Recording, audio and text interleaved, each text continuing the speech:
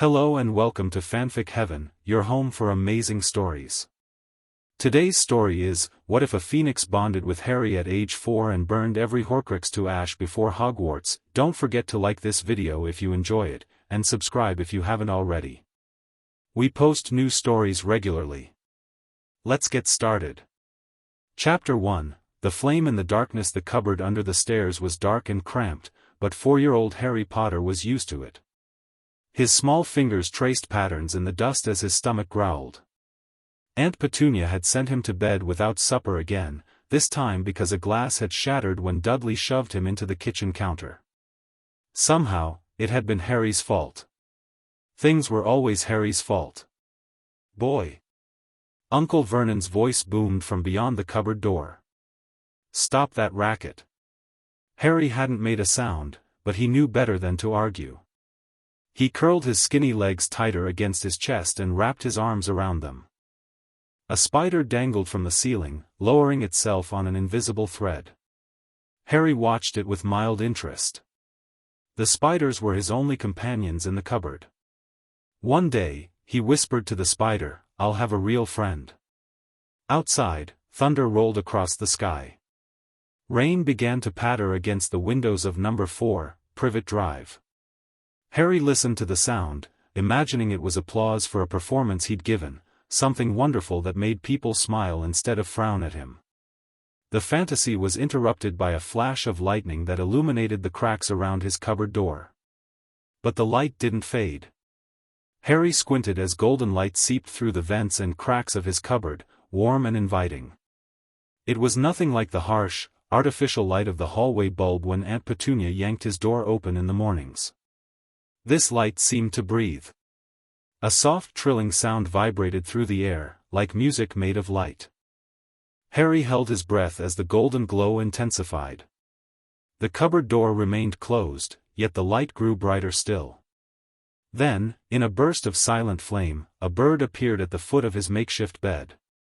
It was unlike any bird Harry had ever seen. About the size of a swan, with crimson feathers that shimmered like fire and a golden tail that trailed like the embers of a dying star. Its eyes, deep and intelligent, fixed on Harry's face with an expression that seemed almost understanding. "Hello," Harry whispered, afraid that speaking louder might make the magnificent creature disappear. The bird tilted its head and moved closer, feathers rustling with a sound like pages turning in an ancient book. It made no attempt to fly in the confined space, yet didn't seem constrained by it either. Harry reached out a hesitant hand, pausing before making contact. The bird leaned forward, pressing its head against his palm. Warmth flowed through Harry's arm and spread throughout his small body, chasing away the chill of the cupboard and the deeper cold of loneliness that had been his constant companion. "What are you?" Harry asked, finding courage in the bird's gentle presence. The bird trilled again, the sound somehow conveying meaning without words. Harry felt the answer form in his mind, "Phoenix." "Phoenix," Harry repeated, testing the unfamiliar word. "I'm Harry." The phoenix bobbed its head in what seemed like acknowledgement. Then, with deliberate movements, it hopped closer and extended one wing toward Harry's forehead. Before Harry could react, the wing tip brushed against his lightning-shaped scar. Pain lanced through Harry's head, sharper and more vicious than anything he'd ever felt. He gasped, pressing both hands to his forehead as the scar burned. The phoenix didn't retreat. Instead, it began to sing, a haunting melody that seemed to reach into Harry's very soul. Inside Harry's head, something dark and parasitic stirred. It had been dormant for years, feeding slowly on the boy's magic, but now it sensed a threat. The fragment of soul that had attached itself to Harry the night his parents died recoiled from the phoenix song, writhing in agony. Harry whimpered as images flashed before his eyes, a high, cold laugh, a woman's desperate plea, a flash of green light. The phoenix's song grew louder, more insistent. Its feathers glowed brighter, until the cupboard was as bright as noon. "Stop," Harry begged, tears streaming down his face. "Please stop." But the phoenix continued, its song reaching a crescendo. Harry felt as though his head might split open. Then, just when he thought he couldn't bear it any longer, the dark presence in his scar gave a final shriek of fury and was gone, burned away by the purifying flame of the phoenix's magic. Harry collapsed backward onto his thin mattress, panting. His scar throbbed, but the pain was already receding, replaced by a curious lightness. It was as though a weight he'd never known he carried had been lifted. The phoenix ceased its song and nuzzled Harry's cheek gently, catching a tear on its beak. What did you do?" Harry asked, his voice trembling. The phoenix didn't answer directly. Instead, it settled beside him, radiating warmth and comfort. Harry's eyelids grew heavy, exhaustion from the ordeal claiming him. As he drifted toward sleep, he felt the phoenix's wing drape protectively over him like a blanket. For the first time in his memory, Harry Potter slept without nightmares. Morning arrived with Aunt Petunia's sharp rap on the cupboard door. "Up! Get up! Now!" Harry's eyes snapped open. For a moment, he was disoriented, the events of the night before feeling like a dream. But the warmth against his side was real. The phoenix was still there, watching him with alert eyes. "Are you going to hide?" Harry whispered urgently. The phoenix made no move to conceal itself. Instead, it seemed to shimmer slightly, and Harry felt the strangest sensation, as though the bird had somehow tucked itself into a fold of reality that only Harry could perceive. The cupboard door swung open. Aunt Petunia stood there, her horse-like face pinched with its usual disapproval. "What are you waiting for? Breakfast won't cook itself." Her gaze swept over Harry and the small space of the cupboard, showing no reaction to the magnificent bird beside him. Harry glanced at the phoenix in confusion, but his aunt was already turning away, calling, "And comb your hair." Harry cautiously climbed out of the cupboard, half expecting his aunt to whirl around and demand an explanation for the bird. But she continued to the kitchen without a backward glance. The phoenix followed Harry, gliding silently through the air without seeming to flap its wings. "She can't see you," Harry realized, speaking under his breath as he entered the kitchen. The phoenix landed on the back of an empty chair, causing no reaction from Aunt Petunia as she bustled about, laying out Dudley's numerous birthday presents on the table. Harry's cousin would be turning 5 today.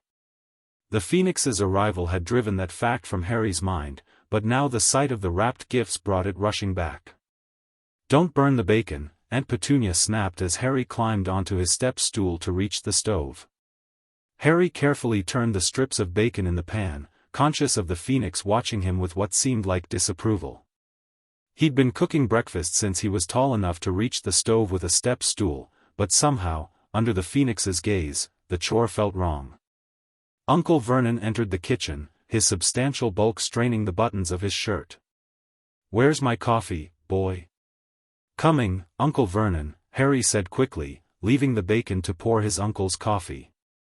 The phoenix fluttered to Harry's shoulder, its warmth comforting against his neck.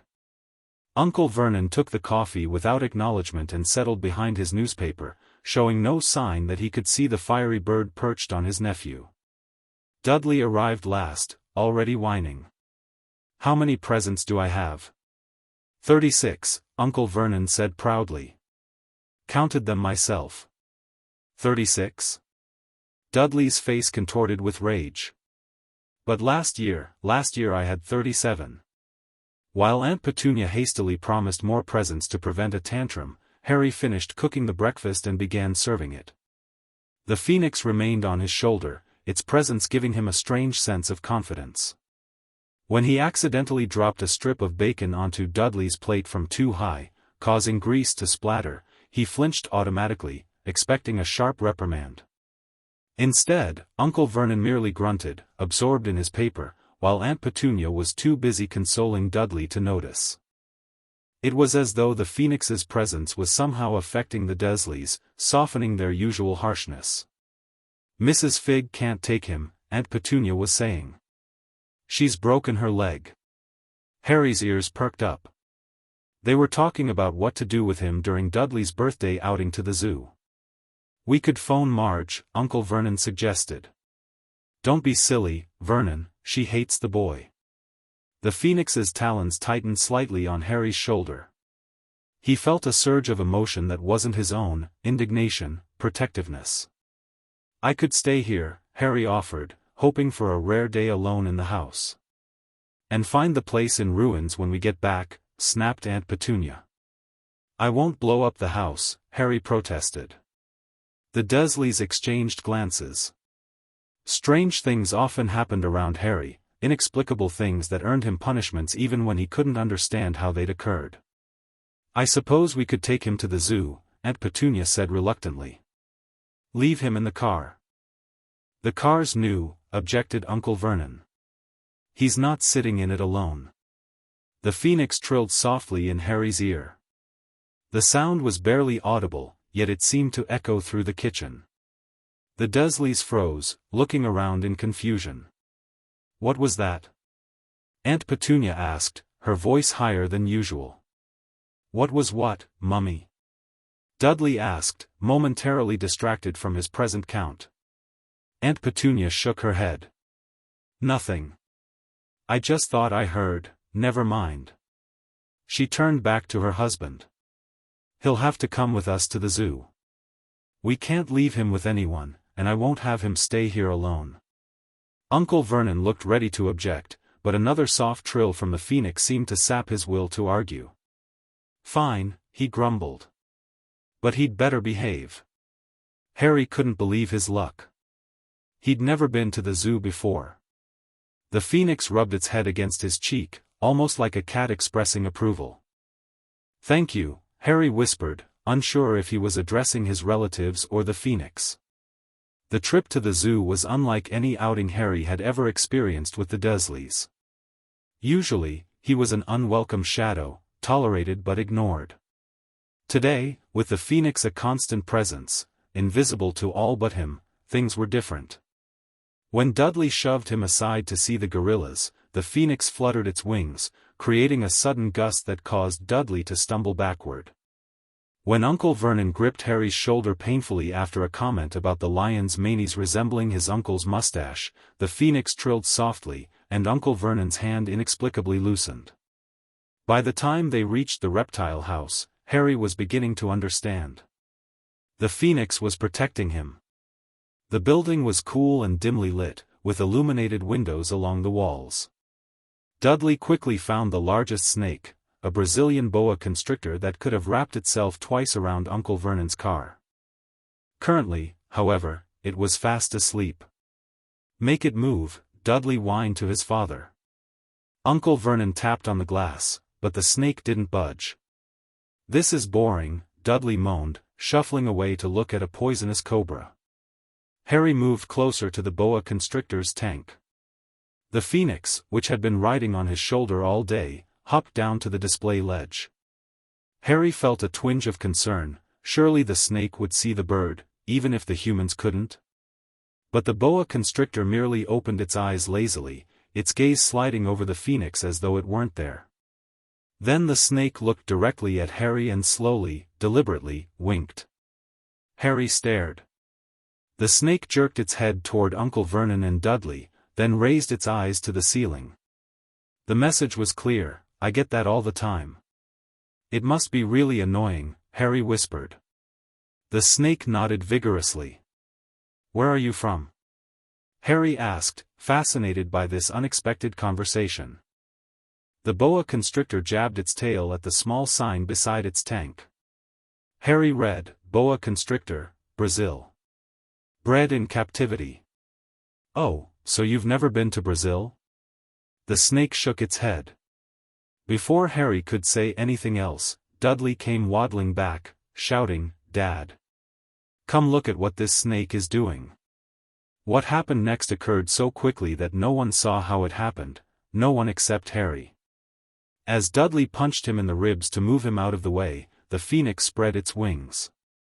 There was a flash of golden light, and suddenly the glass front of the boa constrictor's tank vanished. The great snake uncoiled itself rapidly, slithering out onto the floor. People throughout the reptile house screamed and ran for the exits. As the boa constrictor slid past Harry, he could have sworn he heard a low, hissing voice say, Brazil, here I come. Thanks, amigo. In the chaos that followed, no one noticed the small golden feather that floated down from the phoenix's wing, landing on Harry's palm. He instinctively closed his fingers around it just as Uncle Vernon's meaty hand clamped down on his shoulder. Car. Now. His uncle's face was purple with rage. The drive home was tense with Uncle Vernon's barely contained fury. The phoenix perched on Harry's lap, watchful but calm. Harry kept his hand closed around the feather, drawing comfort from its warmth. Once they reached number 4, Privet Drive, Uncle Vernon found his voice again. Go, cupboard, stay, no meals, he managed to say before collapsing into an armchair while Aunt Petunia ran to get him a large brandy. Harry retreated to his cupboard, the phoenix following silently. As soon as the door closed behind them, Harry opened his palm to examine the golden feather. It glowed with its own inner light, illuminating the small space. Did you do that on purpose? Harry asked the phoenix. The bird tilted its head, regarding Harry with intelligent eyes. It didn't deny the accusation. I've never been able to talk to animals before, Harry said, thinking of the boa constrictor. Is that because of you? The phoenix trilled softly. Harry didn't exactly hear words, but he understood the meaning nonetheless. The ability was always within you. I merely helped you access it. Harry considered this. Are there other things I can do? Other abilities?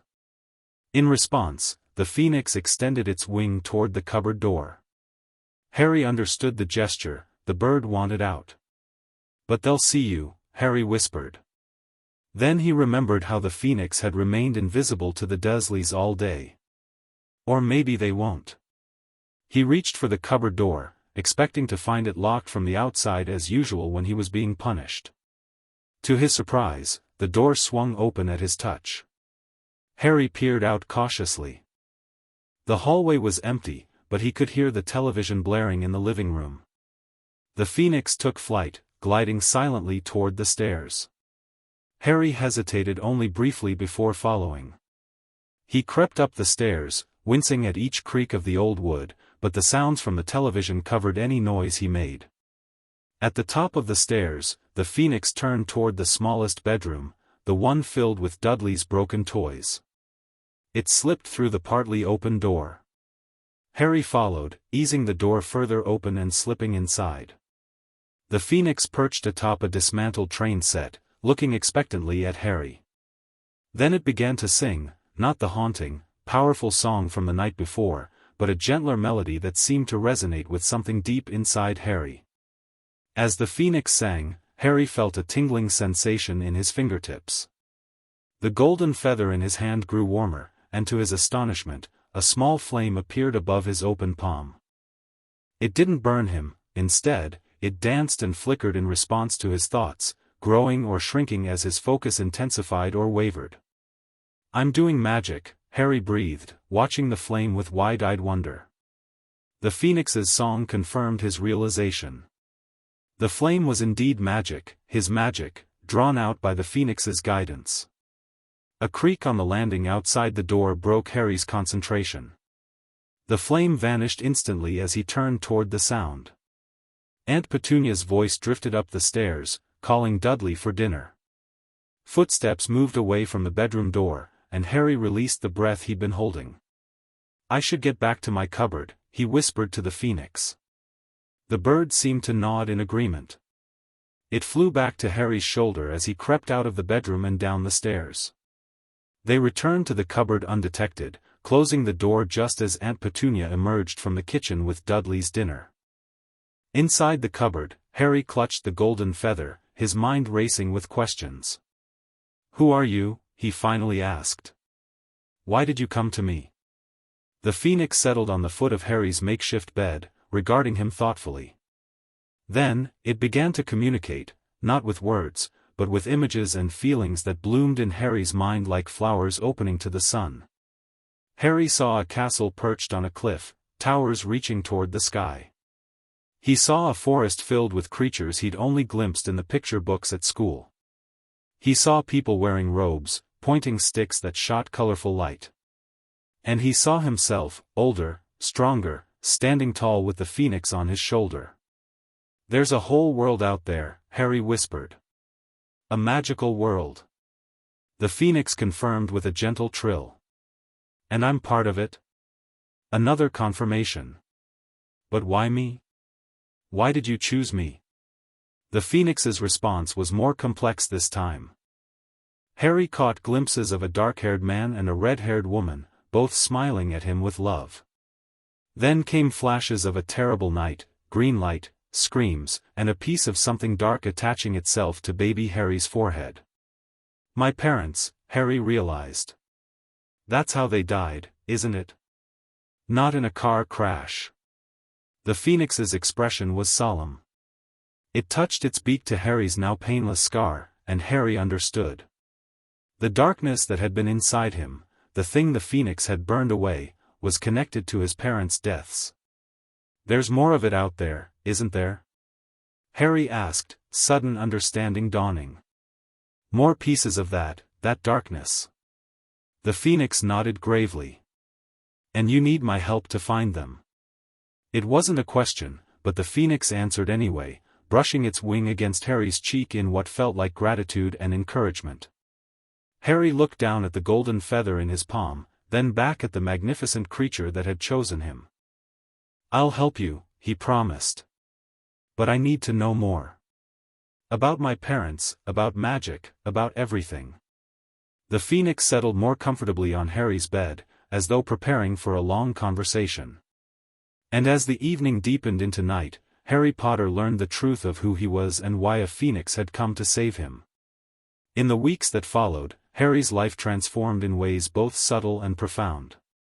The phoenix, whom Harry had named Aureus for his golden tail feathers, became his constant companion, teacher, and protector. Through their bond, Harry learned more about the wizarding world and his place in it than anyone could have imagined possible for a 4-year-old child. Aureus couldn't speak directly, but their connection grew stronger daily. The phoenix could share concepts, images, and even memories, some his own, some gleaned from the magic that connected all living things. Harry learned that his parents, James and Lily Potter, had been powerful wizards who died protecting him from a dark wizard named Voldemort. He learned that the lightning scar on his forehead had contained a fragment of Voldemort's soul, which Aureus had destroyed. Most importantly, he learned that 6 more such fragments existed, hidden across Britain. Voldemort had split his soul repeatedly in a quest for immortality, creating objects called Horcruxes. As long as these Horcruxes survived, Voldemort could not truly die. "But he's gone now, right?" Harry asked one evening as they sat in the small copse of trees at the far end of the neighborhood park. It had become their meeting place for longer conversations and magic practice. The Dursleys still couldn't see Aureus, but Harry didn't want to risk practicing magic at home. Aureus projected an image of a wraith-like figure, barely corporeal but seething with malevolence. Harry shivered. "So he's still out there, but he's weak." He picked up a twig and poked at the ground thoughtfully. "And if we destroy all the Horcruxes, he'll be mortal again. He can be defeated for good." Aureus trilled in confirmation, the sound warming Harry from the inside out.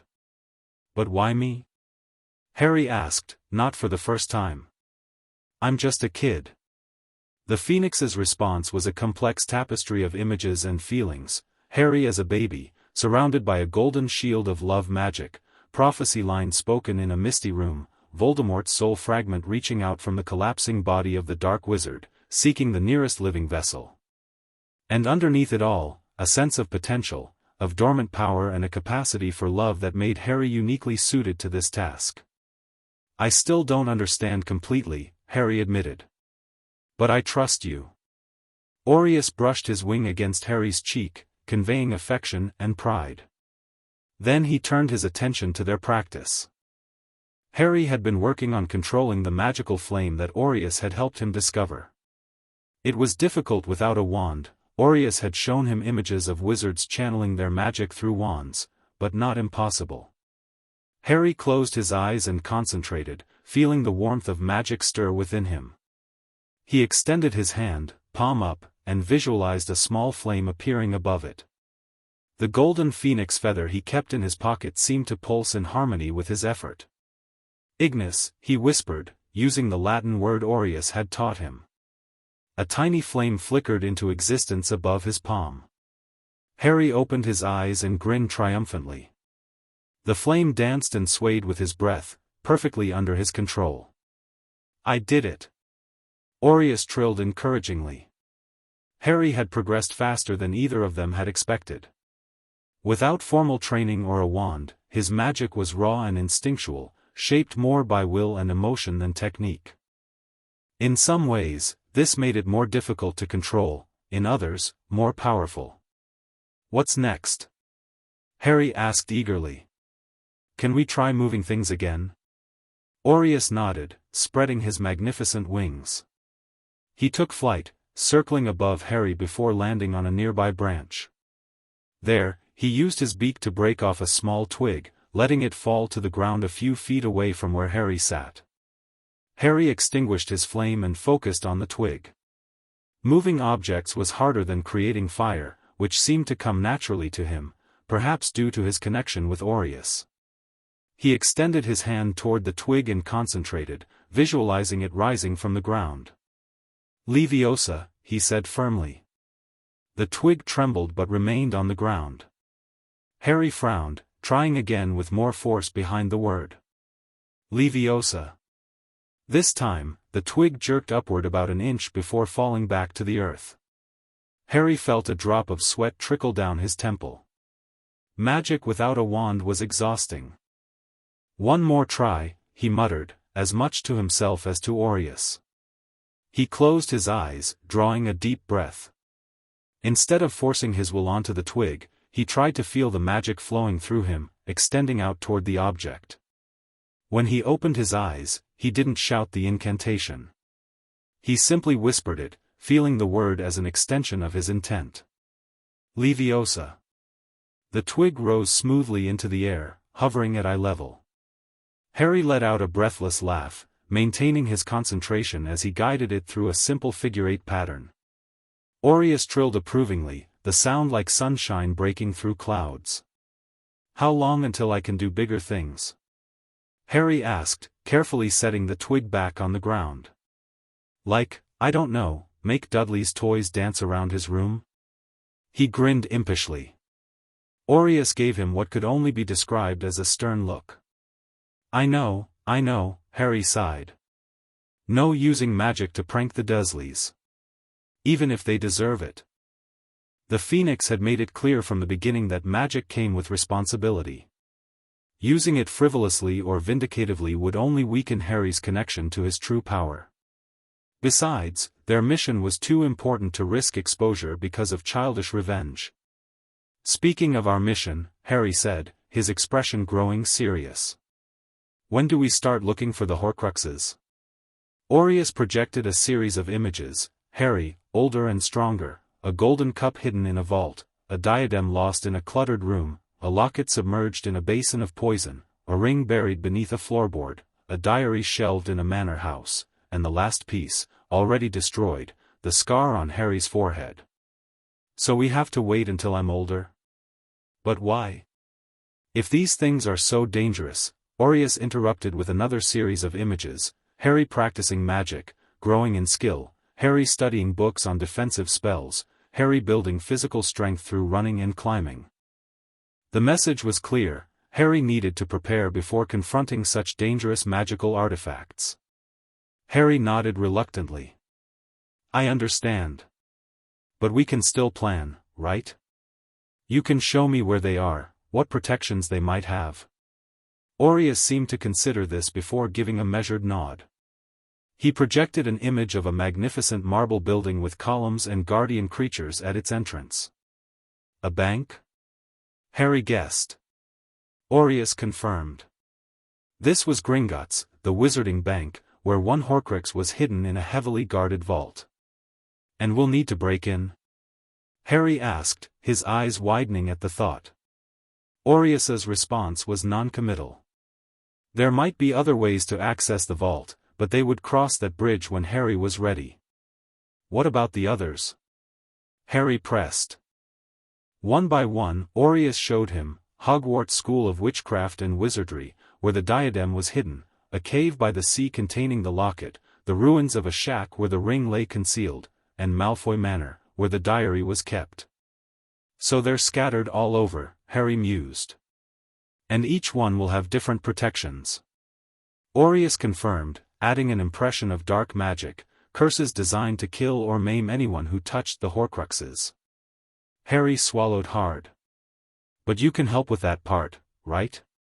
Your tears and fire, they can overcome dark magic. The Phoenix nodded, projecting confidence and reassurance.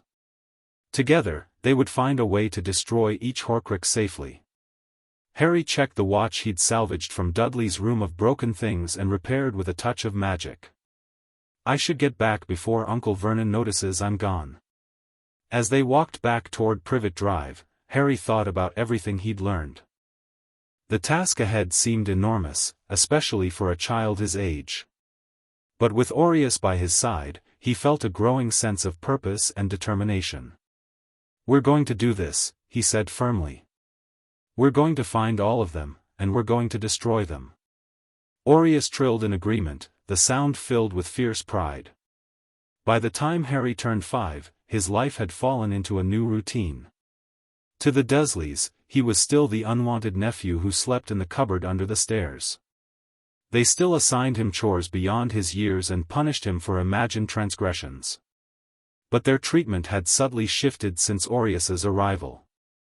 Vernon's backhanded cuffs always seemed to miss their target, as though Harry moved just in time without appearing to do so. When Petunia tried to restrict his meals, food mysteriously disappeared from the refrigerator and reappeared in Harry's cupboard. And whenever Dudley and his friends tried to play Harry hunting, their quarry became remarkably difficult to find. The Dursleys attributed these occurrences to Harry's freakishness, but their fear of this unidentified power led them to tread more carefully around him. They still didn't like him, but they no longer went out of their way to make his life miserable.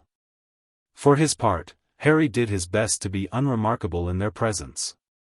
He completed his chores without complaint, stayed out of their way when possible, and never mentioned the strange occurrences. It was a détente of sorts, not comfortable, but manageable. The real Harry Potter emerged only when he was away from Privet Drive. Every day, he slipped away to the small wooded area in the park, where Aureus would be waiting. There, he practiced magic, learned about the wizarding world, and prepared for the task that lay ahead. On a crisp autumn afternoon, Harry sat cross-legged on a fallen log, hands extended palm up before him. 2 small balls of blue flame hovered above his hands, spinning slowly. I think I've got it, he said, his face a mask of concentration. Let's try the next part. With careful movements, he brought his hands together. The 2 flames merged into one larger sphere, changing color from blue to purple. Harry's brow furrowed as he focused on the combined flame, willing it to take shape. Gradually, the purple fire elongated and twisted, forming the outline of a serpent. It coiled and uncoiled above Harry's palms, moving as though alive. It's working! Harry exclaimed. The moment his concentration broke, however, the fiery serpent dissolved back into an amorphous blob of flame before extinguishing entirely. Harry sighed in frustration. I almost had it that time. Aureus, perched on a nearby branch, trilled encouragingly. The Phoenix projected an image of Harry practicing the same exercise, failing dozens of times before succeeding. Patience and persistence were key to mastering magical control. I know, Harry said, wiping sweat from his forehead. Rome wasn't built in a day. He took a moment to rest, pulling a water bottle and an apple from his backpack. Dudley's old schoolbag had been rescued from the trash after being torn during a tantrum. Harry had repaired it with magic, one of his first successful attempts at mending something physical. As he munched on his apple, Harry reflected on the progress he'd made over the past year. He could now create and control fire with relative ease, move small objects telekinetically, and perform basic transformations on inanimate materials. He'd even discovered a talent for communicating with certain animals. Snakes in particular seemed to understand him perfectly, though birds, apart from Aureus, and mammals were more difficult. "I've been thinking," Harry said after finishing his apple and tucking the core into his bag to discard properly later. "About the Horcruxes. You said we need to wait until I'm stronger, but what if we started with the easiest one?" Aureus tilted his head questioningly. "The diary," Harry clarified. "You showed me it's just sitting on a shelf in that manor house.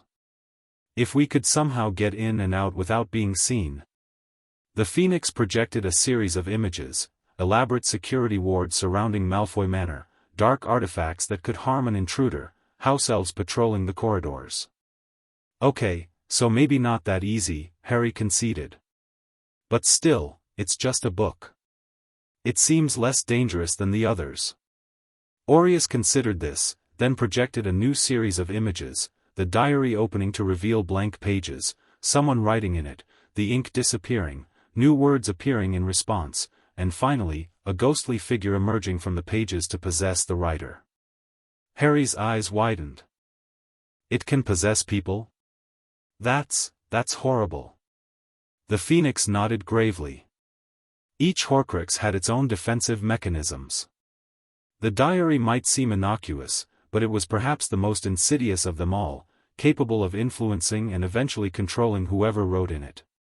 "So we definitely need to be careful with that one," Harry said, shuddering at the thought. "What about the one at Hogwarts? The diadem? You said it's hidden in a room full of junk. Wouldn't that be easier to access once I'm a student there?" Aureus trilled thoughtfully. The diadem was indeed hidden in the room of requirement, a secret chamber that transformed itself according to the user's needs. Finding the specific form of the room that contained the Horcrux would be challenging but not impossible. "And the ring? You showed me it's in some kind of shack." The Phoenix's expression darkened. The ring was protected by powerful curses that could kill with a single touch. It had also once held a different kind of magic. It was one of the legendary Deathly Hallows, objects of immense power. This dual nature made it particularly dangerous. Harry sighed. "None of these are going to be easy, are they?" Aureus gently touched his wing to Harry's cheek, projecting reassurance and confidence. "No, the task would not be easy, but they would face it together, and they would succeed." "You're right," Harry said, straightening his shoulders. "We'll keep preparing. And when the time is right, we'll start with whichever one you think is safest to approach." The Phoenix nodded approvingly. Harry's maturity and patience, remarkable in one so young, reinforced Aureus's belief that he had chosen the right companion for this crucial mission. "For now, let's get back to practice," Harry said, holding out his hands again. "I want to master that fire-shaping spell before dinner." As the afternoon light filtered through the autumn leaves, Boy and Phoenix continued their work, bound by magic, purpose, and an increasingly deep friendship that transcended words. Harry's 6th birthday passed without acknowledgement from the Dursleys, but Aureus made it special. The Phoenix led Harry to a hollow tree in their practice woods, where a small package wrapped in leaves awaited. Inside, Harry found a leather-bound journal and a curious pen that never seemed to run out of ink. Aureus projected an image of Harry documenting his magical discoveries and progress, creating a personal grimoire of sorts. "This is brilliant," Harry said, running his fingers over the soft leather cover. "Thank you." That evening, he began his first entry, July 31, 1986. "Today I turned 6. The Dursleys forgot, as usual, but Aureus remembered. He gave me this journal to record my magical progress. I've been practicing for almost 2 years now, and I can do things I never imagined possible. Aureus says that wizards normally need wands to focus their magic, but I've been learning to channel mine differently. It's harder, but it means I can do magic anywhere, even at the Dursleys, without being detected by whatever authorities monitor underage wizardry. Apparently, wandless magic doesn't register the same way. My fire magic is strongest. I can create flames of different colors and shapes, control their heat and movement, and even send them to specific targets. I'm working on using fire for more complex magic, not just burning things, but transforming and enchanting objects through flame. I can move things with my mind pretty reliably now, at least if they're not too heavy. The trick is to feel the magic as an extension of myself rather than as a separate force I'm controlling. When I get it right, it's like the object becomes part of me, and moving it is as natural as lifting my arm. Talking to animals is hit or miss. Snakes are easiest. Aureus says that's a rare ability called parseltongue, and I was born with it. Most other animals don't understand human language, but I'm getting better at projecting feelings and simple concepts to them. There's a stray cat that sometimes visits our garden, and yesterday I managed to ask it to bring me a mouse, though I let the mouse go afterward. Aureus has also been teaching me about the wizarding world. I know about Hogwarts now, and Diagon Alley, and the Ministry of Magic. I know that my parents were murdered by a dark wizard named Voldemort, and that somehow I survived when no one else ever had. People in the wizarding world call me the boy who lived, which sounds ridiculous. But the most important thing I've learned is about our mission. Voldemort created 6 Horcruxes, objects containing pieces of his soul. I had one in my scar, but Aureus destroyed it the night we met. The others are hidden across Britain, and we need to find and destroy them all before Voldemort can return to full power. It sounds impossible when I write it down like this. I'm just a kid. But Aureus believes in me, and I trust him completely. We'll find a way. Harry paused, tapping the pen against his chin thoughtfully before adding one final line. Sometimes I wonder if there are other wizarding children out there preparing for great tasks, or if I'm the only one with such a strange childhood. Either way, I'm grateful for Aureus. Without him, I'd still be just a lonely boy in a cupboard, instead of a wizard with a purpose. He closed the journal and tucked it safely into his repaired backpack. Through the vent in his cupboard door, he could hear the Dursleys watching television in the living room, laughing at some program. Their world seemed increasingly distant from his own, as though they existed in parallel realities that happened to occupy the same house. Aureus, perched at the foot of Harry's small bed, watched him with knowing eyes. "We'll start with the Horcruxes soon, won't we?" Harry whispered. The Phoenix nodded solemnly. "I think I'm almost ready," Harry said. "I just need to practice a bit more, get a bit stronger. And we need a solid plan." Aureus projected agreement, along with an image of a magnificent castle perched on a Scottish cliff, Hogwarts School of Witchcraft and Wizardry. "The diadem first?" Harry asked. "But I won't be going to Hogwarts for years." The Phoenix's response was cryptic, an image of Harry and Aureus disappearing in a burst of flame, then reappearing elsewhere. Harry's eyes widened. "You can take me with you when you teleport?" He struggled to remember the proper term Aureus had shared before. "When you flame travel?" Aureus nodded, adding an impression of limitation. The distance couldn't be too great, and the destination had to be somewhere the Phoenix had visited before or could clearly visualize. "But you've been to Hogwarts before?" Another nod, accompanied by memories of soaring through the castle's halls, perching in a circular office filled with silver instruments, singing with other Phoenixes in a hidden chamber beneath the school. "So we could go there, find the room of requirement, get the diadem, and be back before anyone notices I'm gone," Harry mused. Aureus trilled softly in confirmation, though his expression conveyed caution. The plan was possible but not without risk. Hogwarts was protected by ancient magic, and while a Phoenix could bypass many of these protections, they wouldn't be completely undetectable. "We'd need to choose the right time," Harry said, thinking aloud. "Maybe during summer holidays when the castle is mostly empty?" The Phoenix seemed to approve of this logic. "And we'd need a way to destroy the Horcrux once we found it," Harry continued. "You said your tears and fire can counteract dark magic, but is that enough for something this evil?" Aureus projected an image of fiendfire, cursed flame of immense destructive power, capable of destroying Horcruxes but notoriously difficult to control. Then, an alternative, basilisk venom, one of the few substances deadly enough to destroy a Horcrux beyond magical repair. "And there's a basilisk at Hogwarts?"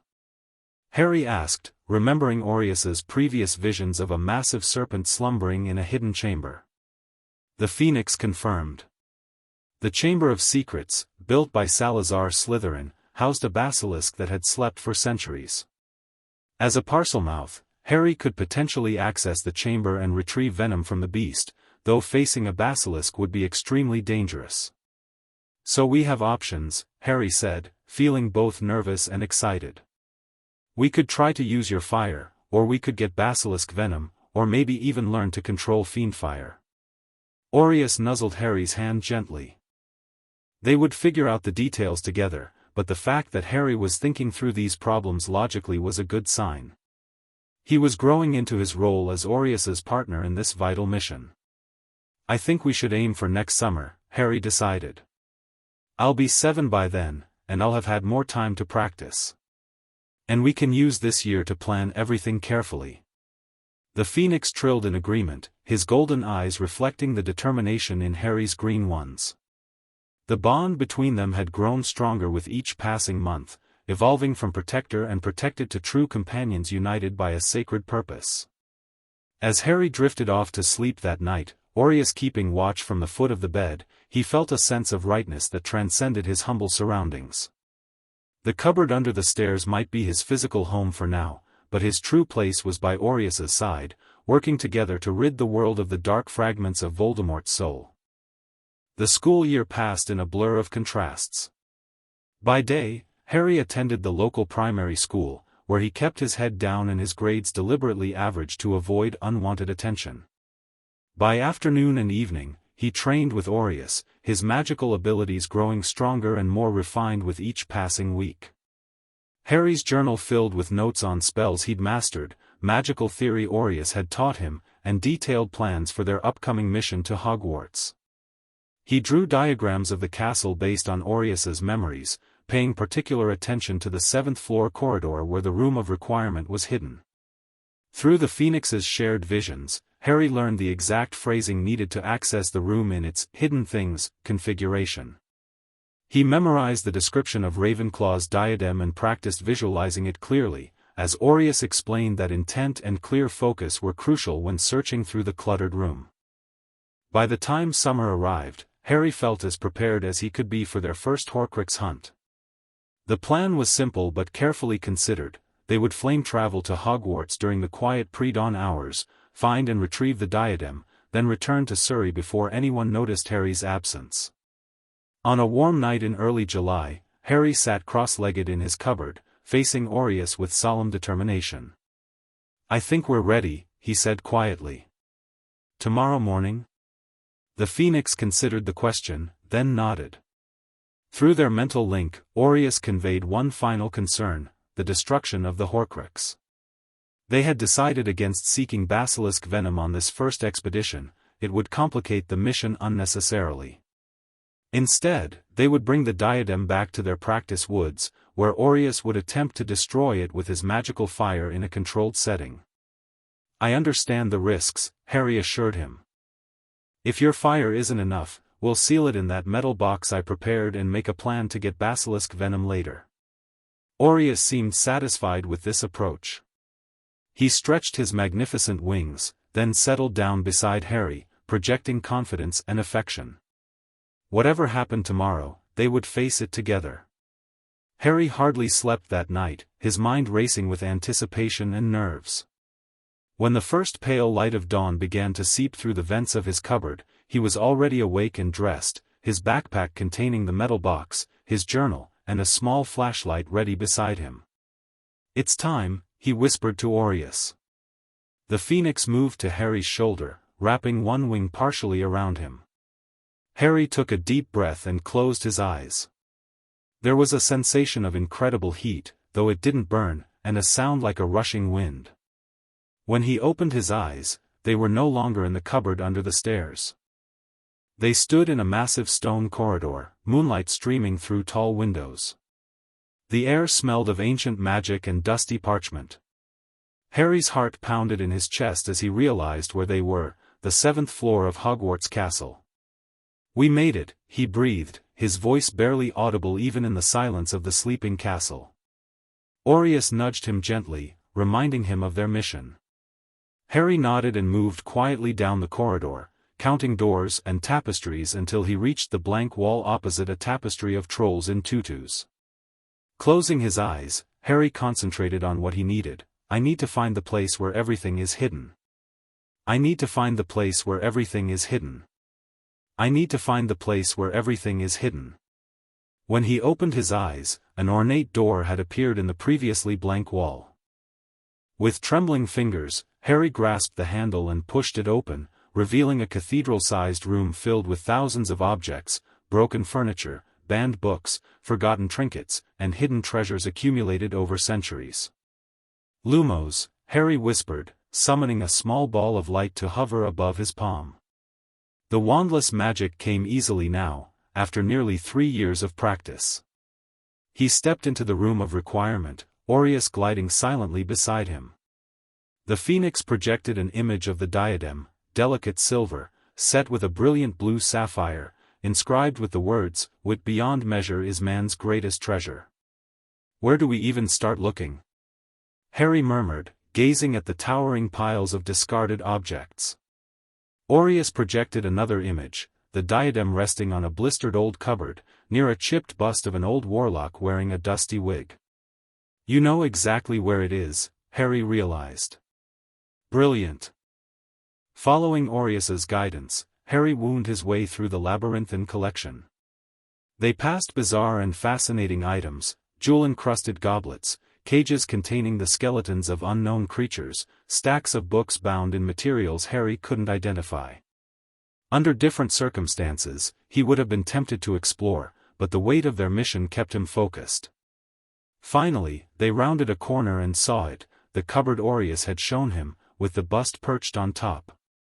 And there, just as the phoenix had predicted, was Ravenclaw's lost diadem. Harry approached cautiously, remembering everything Aureus had taught him about dark magic. He could feel it now, a malevolent presence emanating from the seemingly beautiful object, like the hum of an angry wasp. "I can sense it," he whispered. "The Horcrux." Aureus trilled softly, warning Harry not to touch the diadem directly. Instead, Harry carefully opened his backpack and removed the metal box he'd prepared.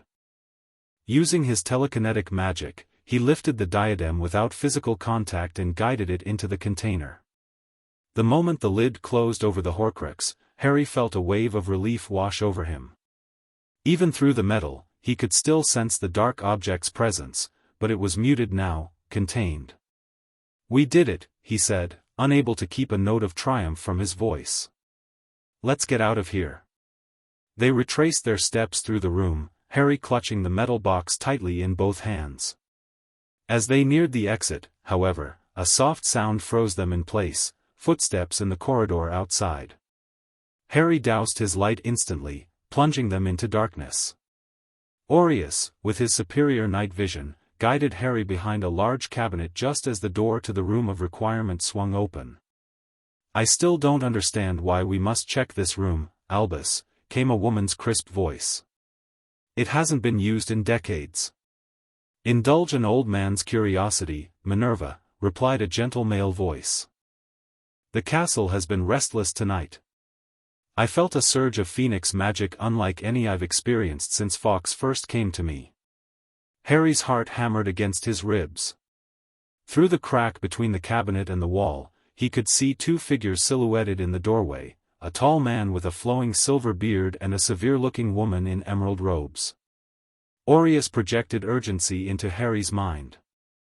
They needed to leave immediately. The man, Albus Dumbledore, Harry realized from Aureus's memories, could sense phoenix magic and might soon detect their presence.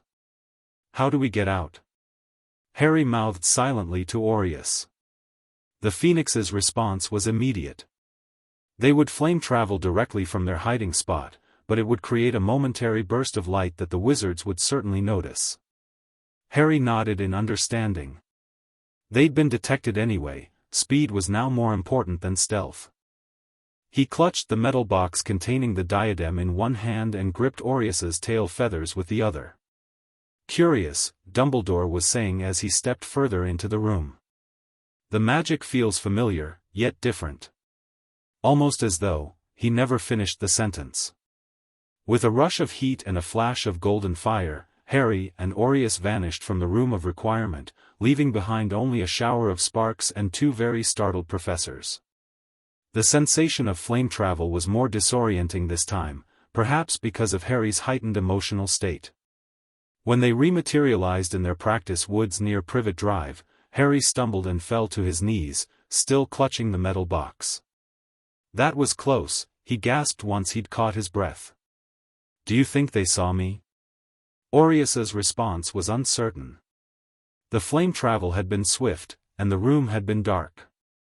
Dumbledore had sensed Phoenix magic but might not have identified its source or companion. "Well, we got what we came for," Harry said, holding up the box. "Now for the hard part." They moved deeper into the woods, to a small clearing they had prepared the day before. Harry had cleared away all flammable materials and created a ring of stones to contain any potential magical backlash. In the center of this ring, he now placed the metal box containing Ravenclaw's diadem. "Ready?" he asked Aureus. The phoenix spread his magnificent wings and took flight, circling above the clearing. Harry stepped back to the edge of the stone ring, raising his hand to provide additional magical fire if needed. They had discussed this moment carefully. Aureus would attempt to destroy the Horcrux with his unique phoenix flame, but if that proved insufficient, Harry would add his own magical fire to increase the intensity. Aureus let out a haunting cry that seemed to vibrate through the very air. Then, he dove toward the metal box, his entire body engulfed in brilliant golden flame. As he connected with the container, there was a blinding flash and a sound like 1,000 screams compressed into a single moment. Harry shielded his eyes, feeling a wave of dark magic pulse outward from the point of impact. When he looked again, Aureus was hovering above the now melted remains of the metal box. The diadem lay in the center, blackened but still intact. "It's resisting," Harry realized aloud. Aureus projected agreement, along with determination. They would try again, combining their powers. The phoenix circled once more, his flames growing brighter, more intense. Harry extended both hands toward the diadem, summoning his own magical fire. The flames that leapt from his palms were different from Aureus's, deeper red, with cores of blue-white heat. As Aureus dove again, Harry directed his fire to merge with the phoenix's golden blaze. The resulting conflagration was like nothing Harry had ever experienced. The combined flames roared upward in a column of light so intense it turned the early morning into midday. At its heart, the diadem began to warp and twist, as though struggling against the purifying fire. Then came the scream, not physical, but psychic, a howl of rage and agony that tore through Harry's mind like a jagged blade. Black smoke poured from the diadem, forming a briefly humanoid shape before the flames consumed it utterly. When the fire finally died down, Harry fell to his knees, exhausted but triumphant. In the center of the stone ring lay the remains of Ravenclaw's diadem, melted, twisted, and completely cleansed of the dark presence it had harbored. "We did it," Harry whispered, his voice hoarse. "We actually did it." Aureus landed beside him, equally drained but projecting fierce pride. Their first Horcrux hunt had been successful. Voldemort was now one step closer to mortality. As the sun rose fully above the trees, Harry carefully gathered the remnants of the diadem and buried them deep in the forest soil. It seemed fitting somehow, returning the once noble object to the earth now that it had been purified. "One down, 5 to go," Harry said as he patted the last of the dirt over the makeshift grave. Aureus trilled softly in agreement. They would rest, recover, and plan their next move. The diary, perhaps, or the ring. Each Horcrux destroyed would weaken Voldemort further, buying them time to find and eliminate the others before the Dark Wizard could return to power. As they made their way back toward Privet Drive, Harry felt different, older somehow, despite being only 6 years old. He had faced true darkness today and prevailed. With Aureus by his side, he was beginning to believe they might actually succeed in their seemingly impossible mission. 2 weeks after destroying the diadem, Harry was setting the table for dinner when a tawny owl swooped through the Dursleys' open kitchen window. It dropped a letter directly in front of Uncle Vernon before perching on the back of an empty chair. Vernon's face purpled instantly. What in blazes? The owl hooted impatiently, ruffling its feathers. Harry froze, fork in hand, recognizing the parchment envelope and emerald ink that Aureus had shown him in visions of the wizarding world. "It's a wizard letter," he whispered, too low for the Dursleys to hear. Vernon snatched up the envelope, his hands shaking with rage. "How dare they, in my house?" He squinted at the address, Mr. V. Dursley, the master bedroom, 4 Privet Drive, Little Whinging, Surrey. With trembling fingers, Vernon tore open the envelope. Harry watched his uncle's face transform from angry to horrified as he read the contents. "Vernon?" Aunt Petunia asked, a note of fear in her voice. "What is it?" It's from that school," Vernon managed, his voice barely above a whisper. "The one your sister went to." Petunia gasped, her hand flying to her throat. "Hogwarts?" "But why would they know," Vernon said, shaking the letter. "They know someone used magic at Hogwarts 2 weeks ago, and they think it might have been connected to the boy." Harry's blood ran cold. Aureus had warned him that their mission would eventually draw attention, but he hadn't expected it to happen so quickly. "What do they want?" Petunia demanded, casting a suspicious glance at Harry. "Someone's coming to investigate," Vernon growled. "Tomorrow afternoon. Someone named Dumbledore." Harry nearly dropped the fork he was holding. Albus Dumbledore, the headmaster of Hogwarts, the wizard who had sensed their presence in the Room of Requirement, was coming to Privet Drive. This was both terrifying and potentially disastrous for their mission.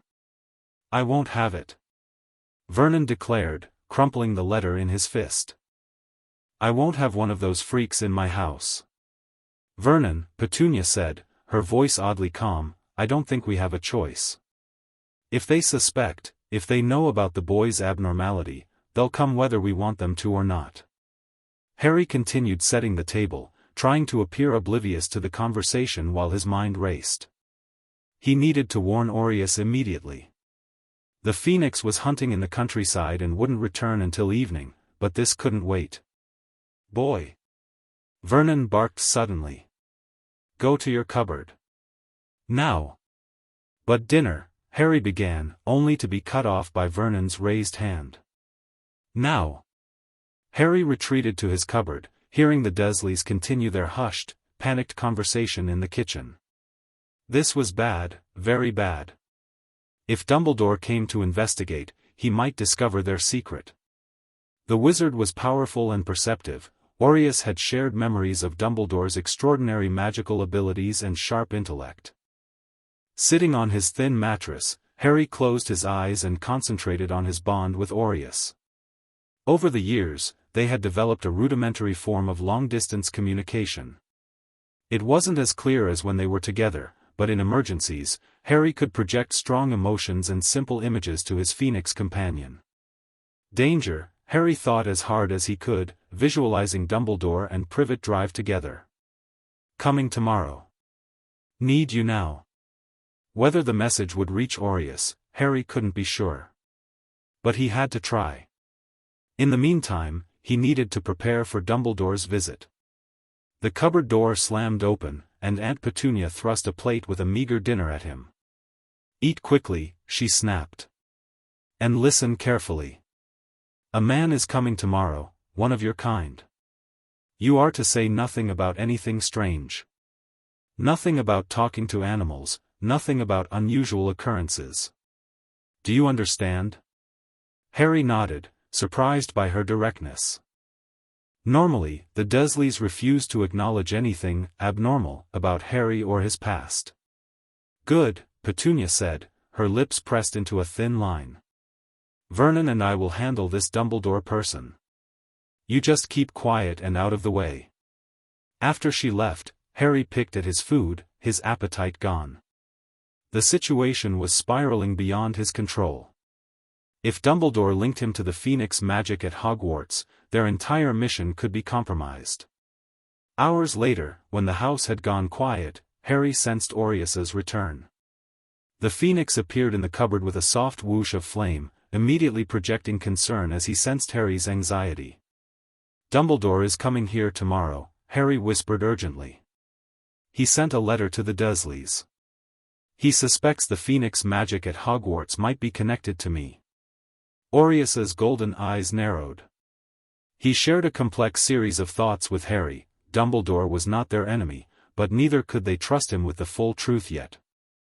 The wizard had his own plans for Harry, his own interpretation of the prophecy that connected Harry and Voldemort. "So what do we do?" Harry asked. The Phoenix's plan was elegant in its simplicity. Harry would meet with Dumbledore, admit to having dreams and visions about Hogwarts, which was technically true, but deny any actual magical activity. Meanwhile, Aureus would remain hidden from Dumbledore's perception through a form of Phoenix magic that allowed him to exist slightly out of phase with the physical world, visible only to Harry. "Will that work?" Harry asked, doubtful. "Dumbledore has his own Phoenix, doesn't he?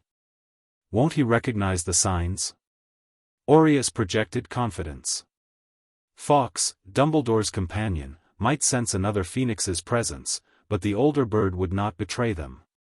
Phoenixes had their own codes of conduct, their own understanding of fate and time that transcended human concerns. "If you're sure," Harry said, still nervous but trusting Aureus completely. They spent the next hour planning what Harry would say and how he would behave. By the time they finished, Harry felt more prepared, though still apprehensive.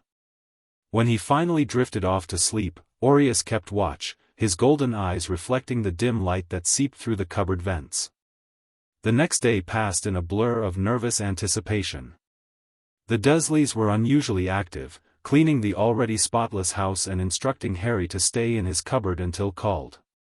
Petunia had even given him clean clothes to wear, still Dudley's cast-offs, but at least without holes or stains. At precisely 3 o'clock, the doorbell rang. Harry heard Uncle Vernon's heavy footsteps crossing to answer it, followed by a painfully polite greeting. "Mr. Dumbledore, I presume?" "Indeed," came a serene, elderly voice. "Thank you for agreeing to meet with me, Mr. Dursley.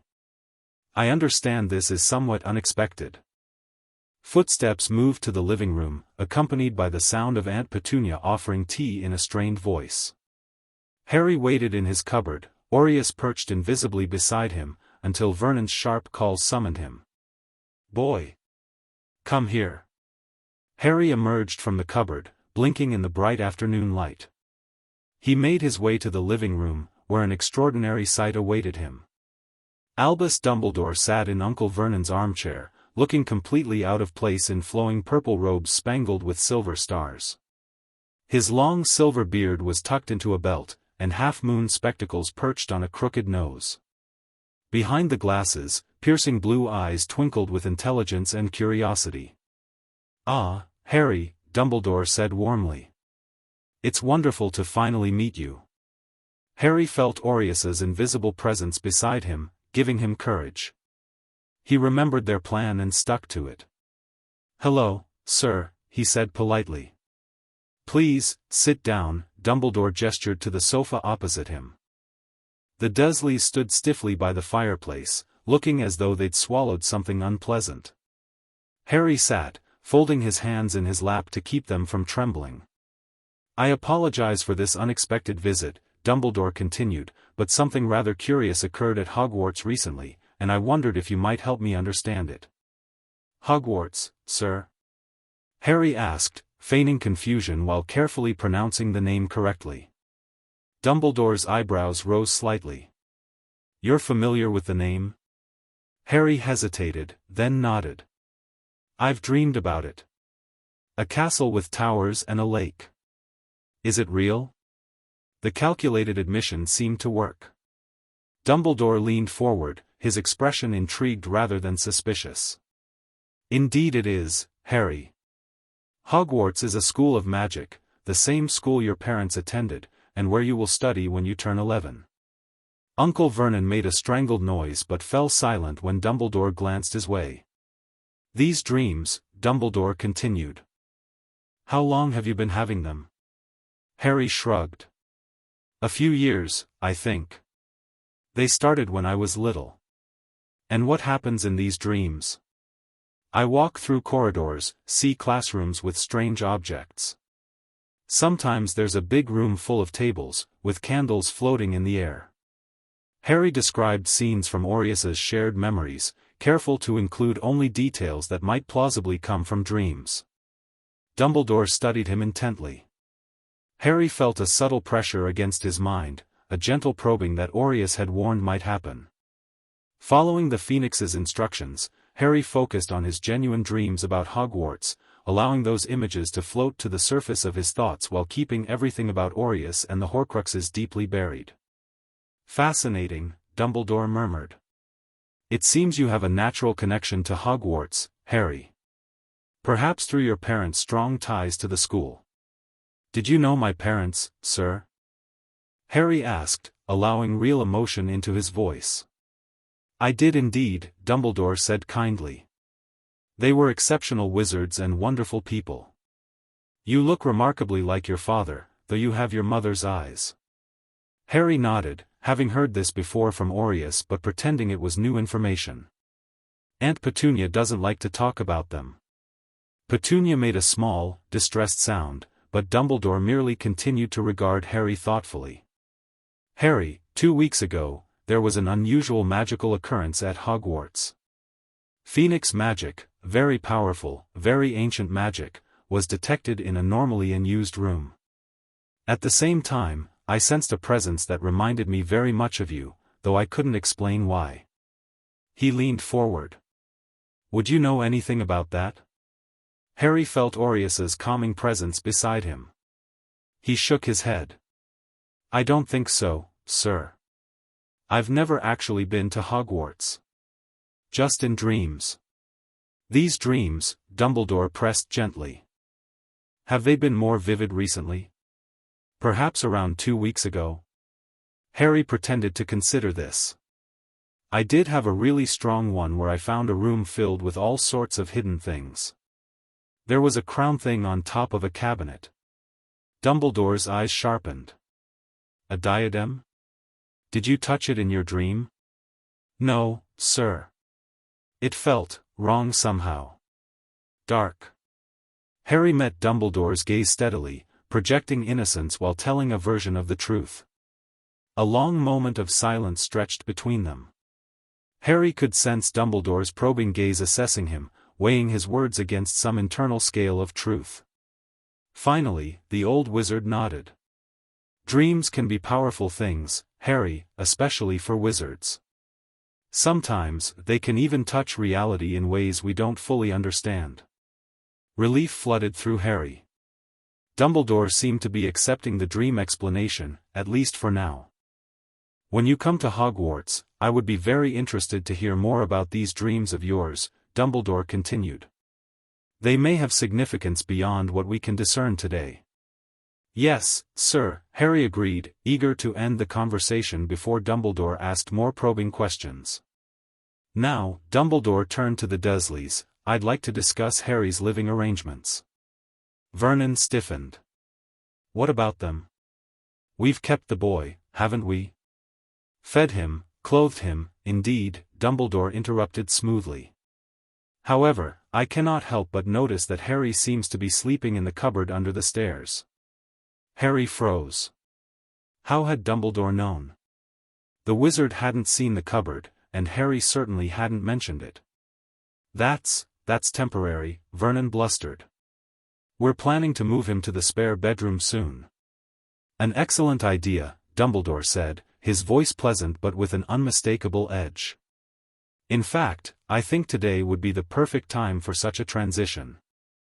Don't you agree, Mr. Dursley? Vernon's face contorted through several expressions before settling on defeated agreement. Fine. The boy can have Dudley's second bedroom. Splendid, Dumbledore smiled. "Harry, why don't you gather your belongings while I have a final word with your aunt and uncle?"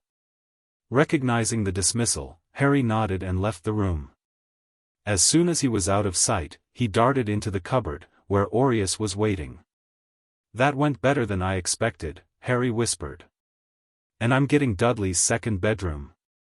The Phoenix's response was cautiously optimistic. Dumbledore had accepted the dream explanation for now, but the wizard was far from convinced. They would need to be even more careful in the future, especially when conducting operations that might leave magical signatures. Harry quickly gathered his few possessions, clothes, his hidden journal, and the self-refilling pen Aureus had given him. The golden feather he kept always in his pocket remained there, a talisman of their bond. By the time he returned to the living room, Dumbledore was preparing to leave. The Dursleys looked shaken, though Harry couldn't tell if it was from fear, anger, or both. "Ah, Harry," Dumbledore said warmly. "All packed, I see. Excellent. Your uncle has kindly agreed to help you settle into your new room." The emphasis on "kindly" carried a weight that made Vernon flinch. "Thank you for visiting, sir," Harry said. "It was my pleasure," Dumbledore replied. "I look forward to seeing you at Hogwarts in a few years. In the meantime." He reached into his robes and produced a small silver device that resembled a cigarette lighter. "If you have any particularly significant dreams, or if anything unusual occurs, simply click this thrice in succession, and I will know to contact you." Harry accepted the device carefully. "Thank you, sir." "Take care, Harry Potter," Dumbledore said, his blue eyes twinkling. "We will meet again soon." With that, the wizard departed, leaving behind a stunned family and a newly promoted cupboard dweller who had just successfully deceived one of the most powerful wizards in the world. That night, in the luxury of Dudley's second bedroom, still filled with broken toys but spacious beyond Harry's wildest dreams, Aureus perched on the windowsill while Harry recorded the day's events in his journal. "He suspects something," Harry said as he wrote. "But he doesn't know what exactly. And he definitely doesn't know about you or the Horcruxes." Aureus trilled softly in agreement. The encounter had been a close call, but they had managed it well.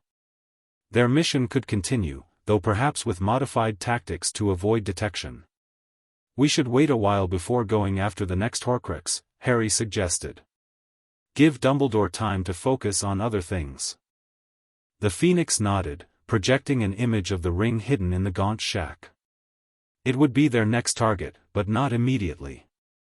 They would spend the intervening months strengthening Harry's magical abilities and refining their approach to Horcrux hunting. Harry looked around the bedroom, his bedroom, with a sense of wonder. So much had changed in the 3 years since Aureus had first appeared in his cupboard. He was no longer just a neglected, unwanted child, he was a wizard with purpose, with power, with a friend who believed in him. As the summer stars appeared in the night sky beyond the window, Harry felt a deep sense of gratitude wash over him. Whatever challenges lay ahead, he would face them with Aureus by his side. Together, they would continue their mission to destroy the fragments of Voldemort's soul, one Horcrux at a time. Chapter 2, Fragments of Shadow. The summer after Harry's meeting with Dumbledore passed in relative peace. Life at Privet Drive had improved marginally since his promotion to Dudley's second bedroom. The Dursleys, still shaken by Dumbledore's visit, maintained a wary distance. They hadn't exactly become kind, but their active mistreatment had dwindled to neglect and occasional sharp words, a significant improvement from Harry's perspective. He spent most of his time in the woods with Aureus, continuing his magical education and planning their next move against Voldemort's Horcruxes. The Phoenix insisted they wait at least 6 months before attempting another retrieval, giving Dumbledore time to lower his guard. This forced patience was frustrating for Harry but necessary. They couldn't risk drawing further attention to their activities. On a crisp November morning, Harry sat cross-legged on a fallen log, his breath forming clouds in the cold air. Before him, a small stone hovered about a foot off the ground, slowly rotating. With careful concentration, Harry transformed the stone into a glass marble, then a steel ball bearing, then back to stone again. "I'm getting faster," he said to Aureus, who watched from a nearby branch. "And the transformations are holding better." The phoenix trilled approvingly. Transfiguration without a wand was extraordinarily difficult. Most adult wizards couldn't manage it, yet Harry had developed remarkable proficiency. His raw magical power, combined with the unique way Aureus had taught him to channel it, allowed him to perform feats that would astonish the traditional wizarding world. Harry let the stone drop to the ground and pulled his journal from his backpack. 7 years old now, he had filled nearly half the book with notes on spells, magical theory, and plans for their Horcrux hunt. His handwriting had improved considerably, evolving from childish scrawl to neat, precise lettering. "I think we're ready to go after the ring," Harry said as he flipped through his notes. "We've been preparing for months, and I've mastered the detection spells for dark curses." Aureus tilted his head, considering. The gaunt ring was dangerous, perhaps the most heavily cursed of all the Horcruxes. Dumbledore himself had nearly died attempting to destroy it in another timeline, a possibility Aureus had glimpsed through the mysterious way phoenixes perceive time. Harry understood the phoenix's concern. "I know it's risky, but we can't wait forever.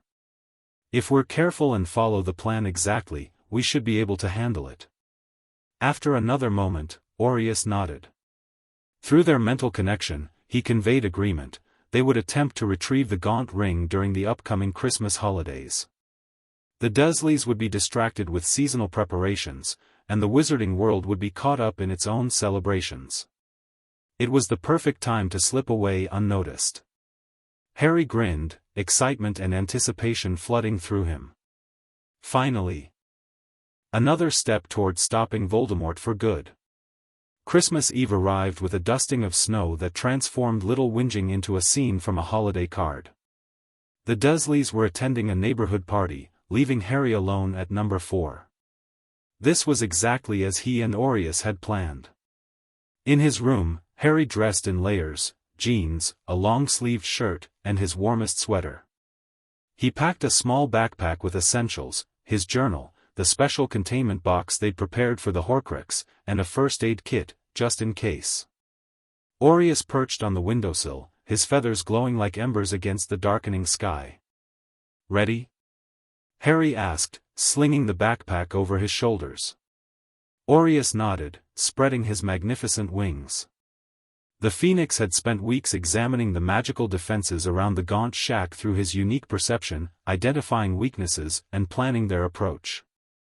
They would flame travel to a location half a mile from the shack, then proceed on foot to avoid triggering any wards that might detect magical transportation. Harry gripped Aureus's tail feathers, bracing himself for the strange sensation of flame travel. There was a burst of heat, a rush of wind, and then they were standing in a snow-covered field bordered by skeletal trees. In the distance, Harry could make out the dim lights of a village, Little Hangleton. "That way?" Harry whispered, pointing toward a dark copse of trees to the east. Aureus confirmed, taking flight to lead the way. Harry followed, his feet crunching in the fresh snow. The cold air bit at his cheeks, but excitement kept him warm. This was their second Horcrux hunt, another piece of Voldemort's soul to destroy, another step toward completing their mission. As they approached the copse, Harry began to sense something, a faint malevolence that pressed against his consciousness like a half-remembered nightmare. Aureus had taught him to hone his magical sensitivity, to feel the presence of dark magic rather than just see its effects. The gaunt ring was definitely nearby, its evil palpable even at this distance. The trees grew thicker, blocking out what little moonlight filtered through the clouds. Harry summoned a small ball of light to hover above his palm, casting eerie shadows among the trunks and branches. Ahead, barely visible through the undergrowth, stood a dilapidated structure that barely deserved to be called a shack. "Is that it?" Harry whispered, though he already knew the answer. The dark presence was strongest here, emanating from the rotting building like a foul miasma. Aureus landed on a nearby branch, his golden eyes gleaming in the darkness. Through their connection, he instructed Harry to perform the detection spells they had practiced. These would reveal any curses or magical traps without triggering them. Harry closed his eyes, centering himself. Then, with careful movements of his hands and a softly spoken incantation, he cast the first detection spell. The area around the shack lit up with a web of sickly green lines, powerful curses designed to attack anyone who approached uninvited. Merlin's beard, Harry breathed, borrowing an expression he'd learned from Aureus. It's worse than we thought. The phoenix trilled softly, urging caution but projecting confidence in Harry's abilities. They had prepared for this. Harry cast the second detection spell, this one designed to identify the specific nature of each curse. Information flowed into his mind, a flaying hex on the path, a blindness curse on the door, and worst of all, a withering curse on something inside the shack itself. That must be on the ring, Harry deduced. It's designed to kill slowly, to give false hope of survival before destroying the victim completely. Aureus nodded grimly. Now came the difficult part, dismantling the curses without triggering them. This was dangerous, delicate work, especially without a wand to focus Harry's magic precisely. Starting with the path, Harry began the counter-curse they had researched. He traced complex patterns in the air with his fingers, whispering Latin phrases that felt ancient on his tongue. Sweat beaded on his forehead despite the winter chill as he poured his concentration into the task. The sickly green lines flickered, then faded. Harry moved forward cautiously, casting another detection spell to confirm the curse was truly gone. Nothing. He'd succeeded. First one down, he murmured. The door was next. This curse was simpler but no less deadly, designed to blind and disorient intruders, leaving them vulnerable to the other traps. Harry countered it with a modified shield charm, carefully unraveling the curse's structure rather than confronting it directly. When the door was safe, Harry hesitated. Should we go in together, or do you want to keep watch out here? Aureus considered, then flew to Harry's shoulder. They would face whatever was inside together. The door creaked open at Harry's touch, revealing a single squalid room.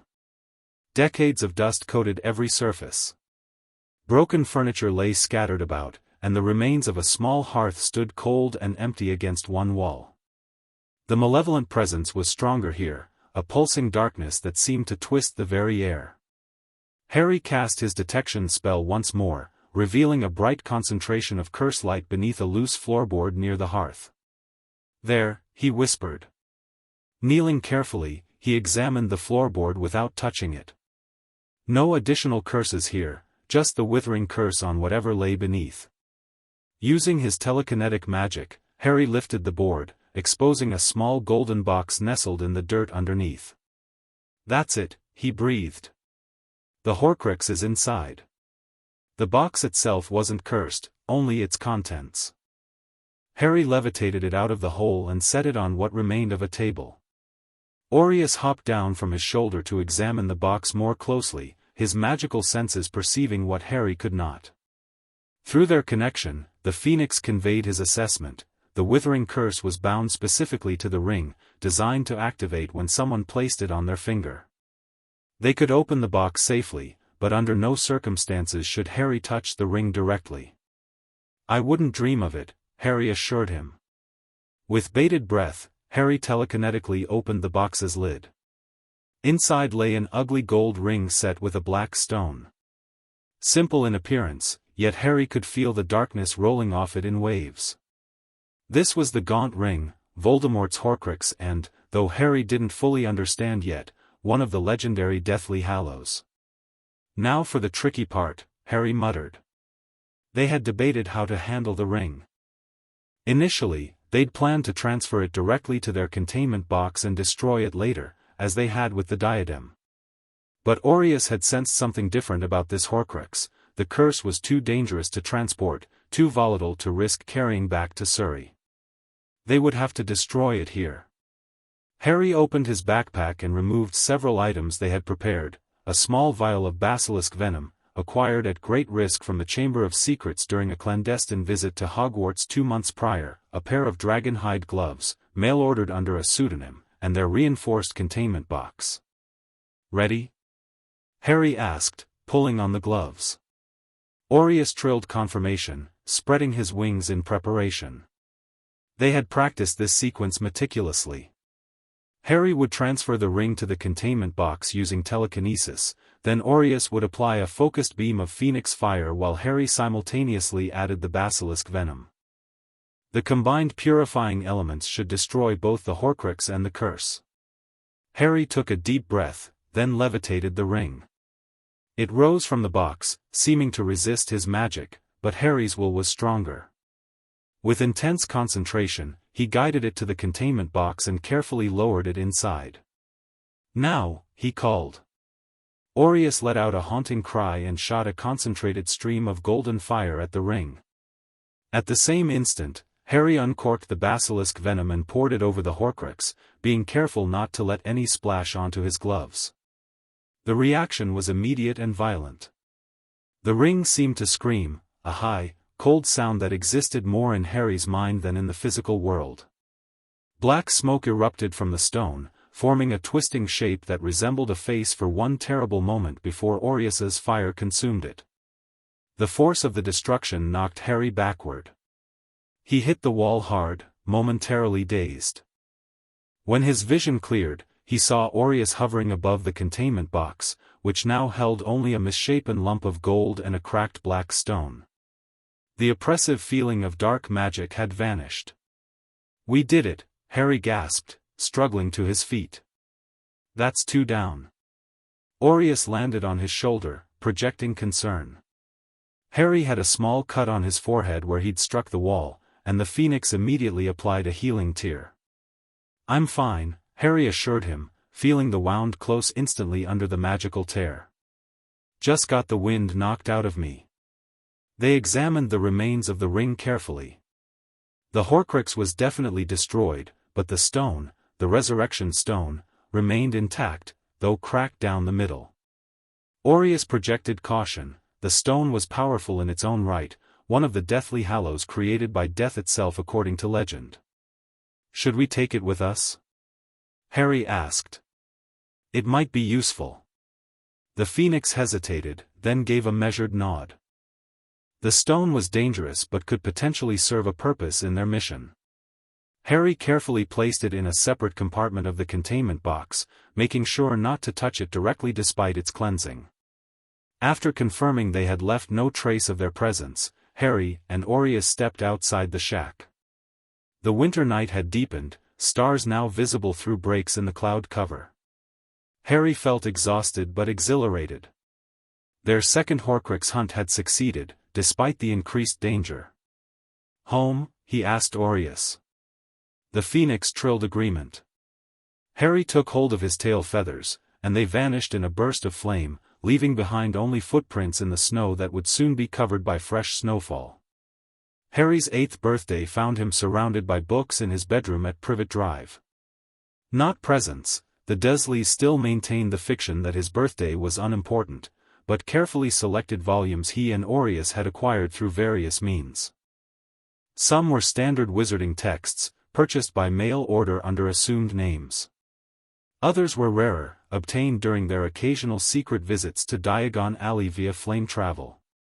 "I think I've found something," Harry said, looking up from an ancient tome titled Secrets of the Darkest Art. "Listen to this. Among the most formidable protections a wizard might employ is the Fidelius charm, which conceals a secret within a living soul. Unless the secret keeper willingly divulges the information, none may discover it, regardless of the methods employed." Aureus, perched on the headboard of Harry's bed, trilled questioningly. "It's about the locket," Harry explained. "You said it was originally hidden in a cave, but then Regulus Black stole it and hid it somewhere else before he died. If the hiding place is under a Fidelius charm, that would explain why you can sense the Horcrux exists but can't pinpoint its location." The Phoenix considered this theory. Through their connection, he agreed it was possible. Regulus Black had been clever and desperate to atone for his service to Voldemort. Using a Fidelius charm would ensure the locket remained hidden. But if Regulus is dead, and he was the secret keeper? Harry frowned. Does that mean the secret dies with him? Is the locket lost forever? Aureus projected uncertainty, then an image, a dilapidated townhouse in London, dark and foreboding.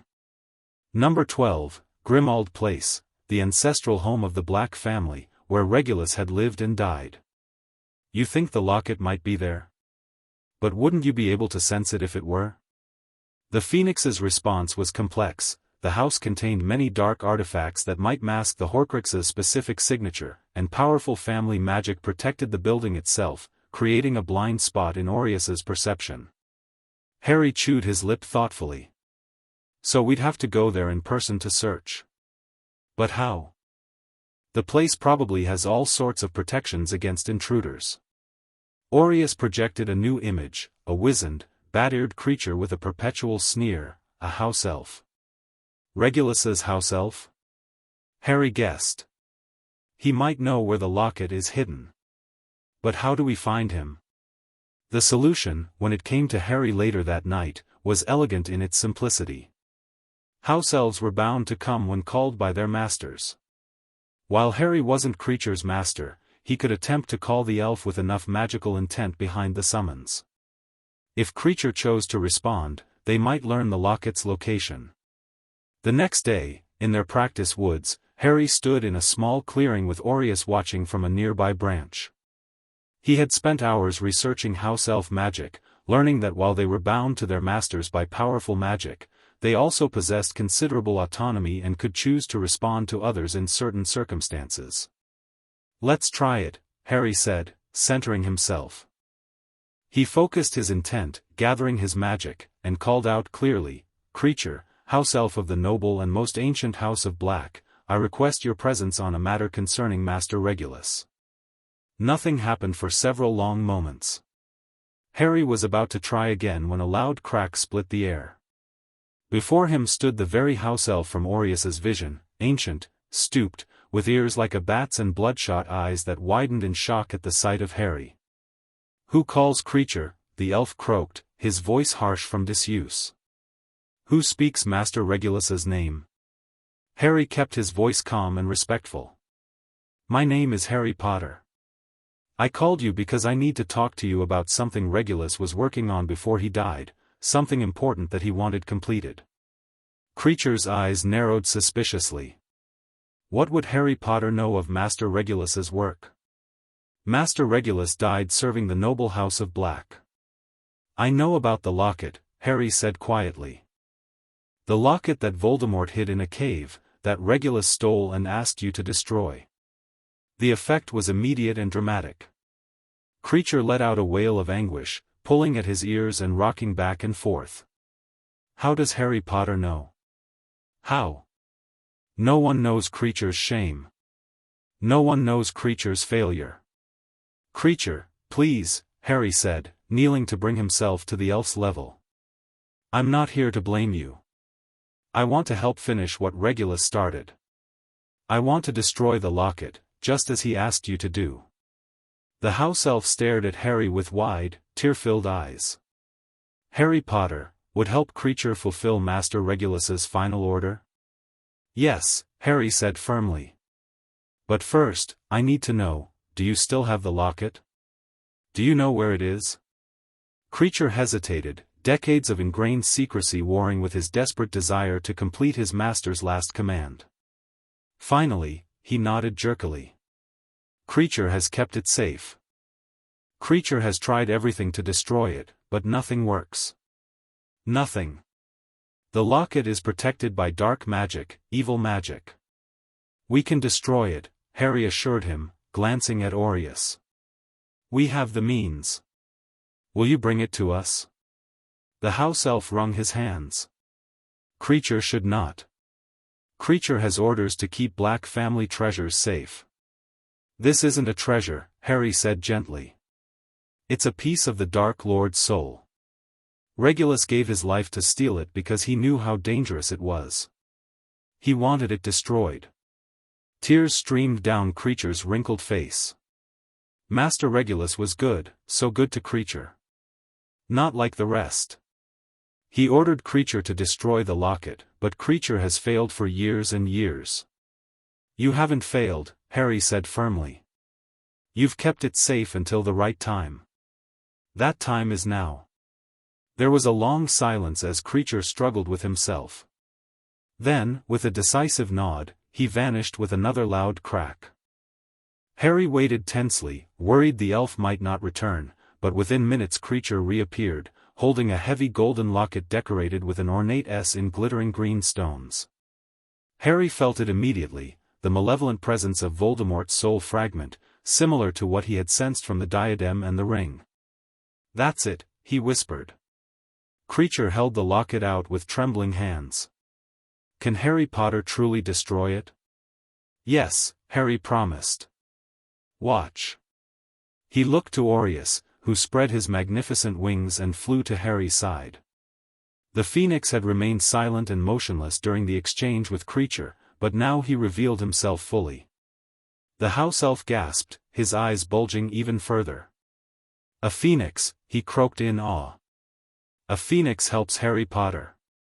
This is Aureus, Harry introduced. He's my friend, and together we're hunting down all of Voldemort's soul fragments. Harry removed the containment box from his backpack and carefully opened it. Creature, place the locket inside, please.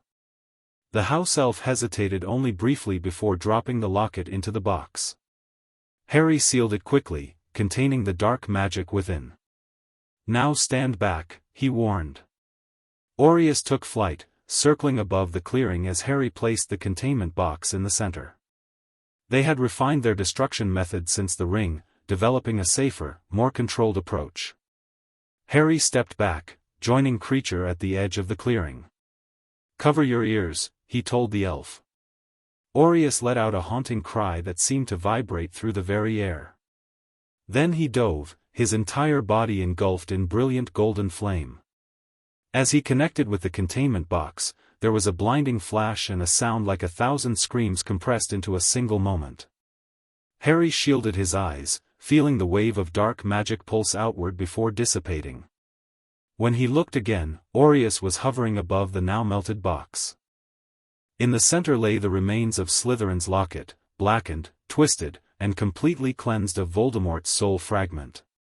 Creature stared in wonder, tears streaming down his face. Master Regulus's wish, fulfilled at last. Harry approached the destroyed locket carefully, confirming it was no longer a Horcrux.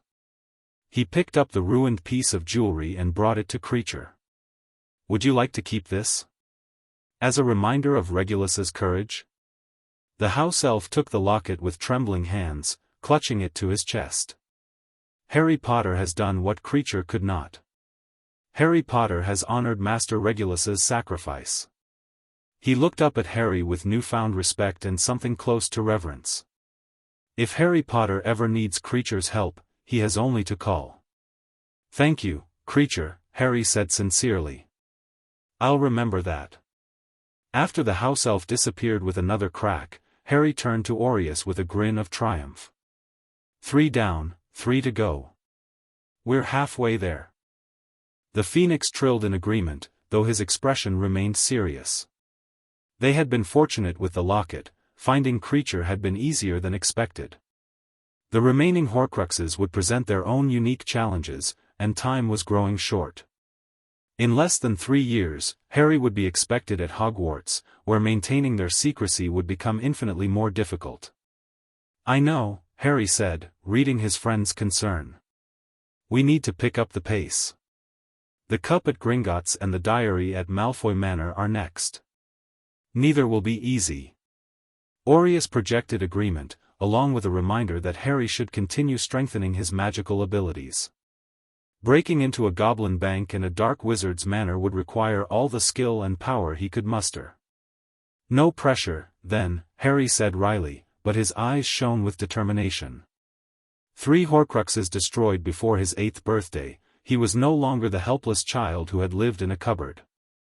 With each victory against Voldemort's soul fragments, Harry Potter was growing into the wizard he was meant to be. The Gringotts operation required months of meticulous planning. Through Aureus's visions and Harry's research, they identified the Horcrux as Hufflepuff's cup, stored in Bellatrix Lestrange's high-security vault.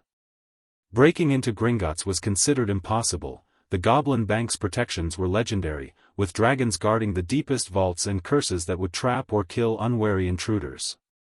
By Harry's 9th birthday, they had formulated a plan that, while risky, might actually work.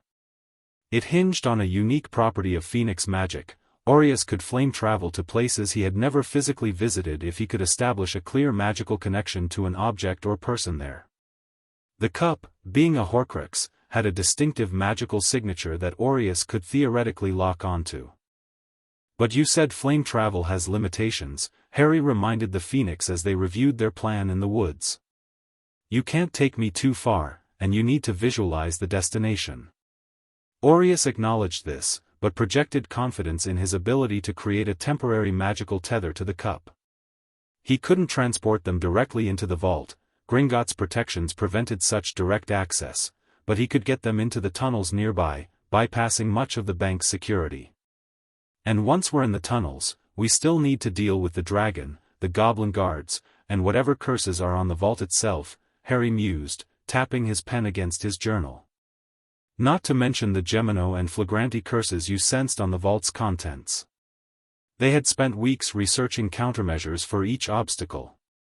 For the dragon, Harry had developed a special variation of his fire magic, a gentle flame that would calm rather than harm the beast.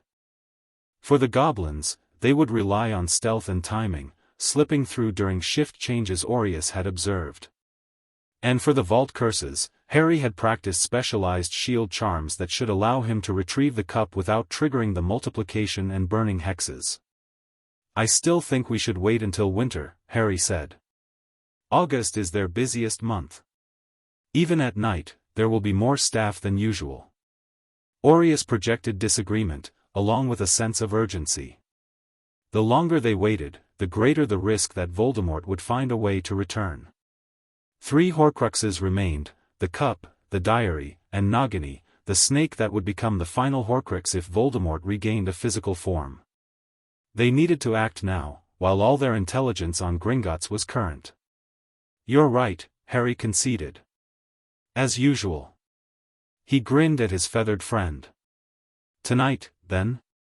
Aureus confirmed. They would act during the darkest hours before dawn, when even Gringotts' activity was at its lowest. That night, Harry prepared meticulously. He dressed in dark clothes and packed his magical supplies, the containment box, vials of basilisk venom, and the special shield gloves he had enchanted for the operation. At 3 in the morning, he slipped from his bedroom window, using a levitation charm to float safely to the ground where Aureus waited. Ready? Harry whispered. The Phoenix's answering trill was soft but determined. Harry gripped Aureus's tail feathers, bracing himself for the intense sensation of flame travel. There was the familiar rush of heat and wind, then a disorienting blur as they traveled much further than ever before. When they rematerialized, Harry stumbled, momentarily dizzy. They stood in a narrow stone passageway lit by flickering torches, one of Gringotts' underground tunnels. The air was cool and stale, with a faint scent of metal and stone. We made it, Harry breathed, impressed by Aureus's precision. Which way to the Lestrange vault? The Phoenix oriented himself, then flew silently down the tunnel. Harry followed, moving as quietly as possible. They passed intersections and other vaults, always heading deeper into the earth. The passages grew darker and narrower, the air colder. Finally, they rounded a corner and froze. Ahead, illuminated by sputtering torchlight, was an enormous cavern. In its center, chained to the floor, lay a massive pale dragon. The beast's scales were bleached from years underground, and it shifted restlessly in its sleep, occasionally huffing plumes of smoke. Beyond the dragon, Harry could make out a row of high-security vaults, including the one that must belong to Bellatrix Lestrange. Here goes nothing, Harry muttered. He extended his hands, summoning his special calming flame. Unlike his usual fire, this burned a soft blue, emitting gentle warmth and a soothing hum rather than heat and crackle. The flame grew between his palms until it was the size of a basketball, then split into dozens of smaller flames that floated around him like fireflies. With careful concentration, Harry sent the flames toward the dragon. They drifted around the enormous creature's head, bobbing gently in a hypnotic pattern. The dragon's eyes opened, pale, milky orbs that fixed immediately on Harry and Aureus. For a heart-stopping moment, it seemed about to roar and breathe fire. Then the blue flames began to take effect. The dragon's eyes drooped, its massive head lowering to rest on its forelegs. Within minutes, it was dozing peacefully, lulled by Harry's magical fire. It worked. Harry whispered, amazed at his own success. Aureus trilled softly in approval, then led the way past the sleeping dragon. They approached the Lestrange vault, a massive iron door covered in intricate locks and magical seals. This was where things got tricky. No amount of magical skill would allow Harry to open the vault door, it required a goblin's touch. But Aureus had another solution. The phoenix approached the door, pressing his head against it. His entire body began to glow with an intense golden light that seemed to seep into the metal itself. Harry understood what was happening. Phoenixes were creatures of pure magic, able to interact with magical barriers in ways no human wizard could. Aureus wasn't trying to break the goblin enchantments, he was communicating with them, convincing the vault that they weren't intruders but welcome visitors. After several tense minutes, there was a series of clicks and clanks. The vault door swung open just enough for them to slip inside, revealing a cavern filled with gold, silver, and countless treasures. Harry hesitated at the threshold, recalling their research. Everything inside will burn and multiply if touched, he reminded himself. He pulled on his enchanted gloves and carefully entered the vault, Aureus flying just above his head. The cup's presence hit Harry immediately, the same malevolent feeling he'd experienced with the previous Horcruxes, though muted by the surrounding dark artifacts. Following this sense, he made his way through the vault, being careful not to brush against anything. High on a shelf, gleaming in the dim light, sat a small golden cup with two finely wrought handles. Badger decorations adorned its surface, Helga Hufflepuff's cup, transformed by Voldemort into a vessel for his fractured soul. There it is, Harry whispered. He couldn't use levitation, the magical detection systems would register the spell instantly. Instead, he had to rely on his enchanted gloves, which should protect him from both the burning curse and direct contact with the Horcrux. Taking a deep breath, Harry carefully reached up and grasped the cup. For a moment, nothing happened. Then the cup began to glow red-hot, and duplicates suddenly appeared around it, multiplying rapidly. Harry jerked his hand back, clutching the original cup, as the copies cascaded from the shelf. Time to go, he hissed urgently. Aureus swooped down, and Harry grabbed his tail feathers with his free hand, still clutching the cup with the other. Behind them, the multiplying treasures were filling the vault, threatening to crush them. With a burst of golden flame, they vanished just as the vault door swung shut on the chaotic scene within. They rematerialized in their practice woods, Harry collapsing onto the ground, the Horcrux still gripped tightly in his gloved hand. That was too close, he gasped. Aureus landed beside him, trilling in agreement. The operation had succeeded, but only just. Already, alarms would be sounding throughout Gringotts. By morning, the entire wizarding world would know of the impossible heist. We need to destroy this quickly, Harry said, placing the cup in their containment box. Before they can trace the magic back to us somehow. They wasted no time. Aureus summoned his purifying flame while Harry uncorked the basilisk venom. Together, they destroyed Hufflepuff's cup as they had the previous Horcruxes. The soul fragment's death scream echoed through the pre-dawn woods, momentarily silencing the birds and insects. When it was done, Harry sat back, exhausted but triumphant. "For down, 2 to go," he said, staring at the ruined cup. Just the diary and Nagini left. Aureus settled beside him, projecting both pride in their accomplishment and concern about what would follow. The Gringotts break-in would not go unnoticed. The wizarding world would be on high alert, making their final operations even more dangerous. "We'll have to be extra careful with the diary," Harry acknowledged. "Maybe wait a few months until the Gringotts' excitement dies down." The Phoenix agreed, adding that they should monitor wizarding news carefully through their occasional clandestine visits to Diagon Alley. Any sign that Voldemort was stirring, any hint that he might be seeking a new body, would force them to accelerate their timetable. As dawn broke over the trees, Harry buried the remains of the cup and headed back to Privet Drive, slipping through his bedroom window just as the first lights came on in neighboring houses. He was exhausted but couldn't sleep, adrenaline still coursed through his system, and his mind raced with plans for their next target. The diary, hidden in Malfoy Manor, would require an entirely different approach. Unlike Gringotts, which relied primarily on magical defenses, the Malfoy estate combined magical wards with human guards and house elf sentries. They would need to devise a new strategy, perhaps using Harry's growing talent for mental magic to cloud perceptions or create distractions. Lying on his bed, Harry opened his journal and began jotting down ideas. For Horcruxes destroyed before his 9th birthday, not bad for a boy who had once thought he was just an unwanted orphan. With each success, his confidence grew, as did his magical abilities. The power that had once emerged only in moments of stress now flowed through him constantly, responsive to his will and focused by his training. As the Dursleys began stirring for their day, Harry finally drifted off to sleep, his dreams filled not with fear or uncertainty, but with determination and purpose. Voldemort's days were numbered, and Harry Potter, the boy who lived, was becoming the wizard who would end the Dark Lord's threat once and for all. The Gringotts break-in made headlines across the wizarding world, just as Harry and Aureus had anticipated. Through careful eavesdropping during their discreet visits to Diagon Alley, they learned that the Goblin Nation was in an uproar. No vault had been breached in centuries, and the method of entry remained a mystery. Theories ranged from inside jobs to dark magic, but no one suspected the truth, that a boy and a phoenix had outsmarted the most secure financial institution in wizarding Britain. More concerning was the increased ministry presence in public spaces.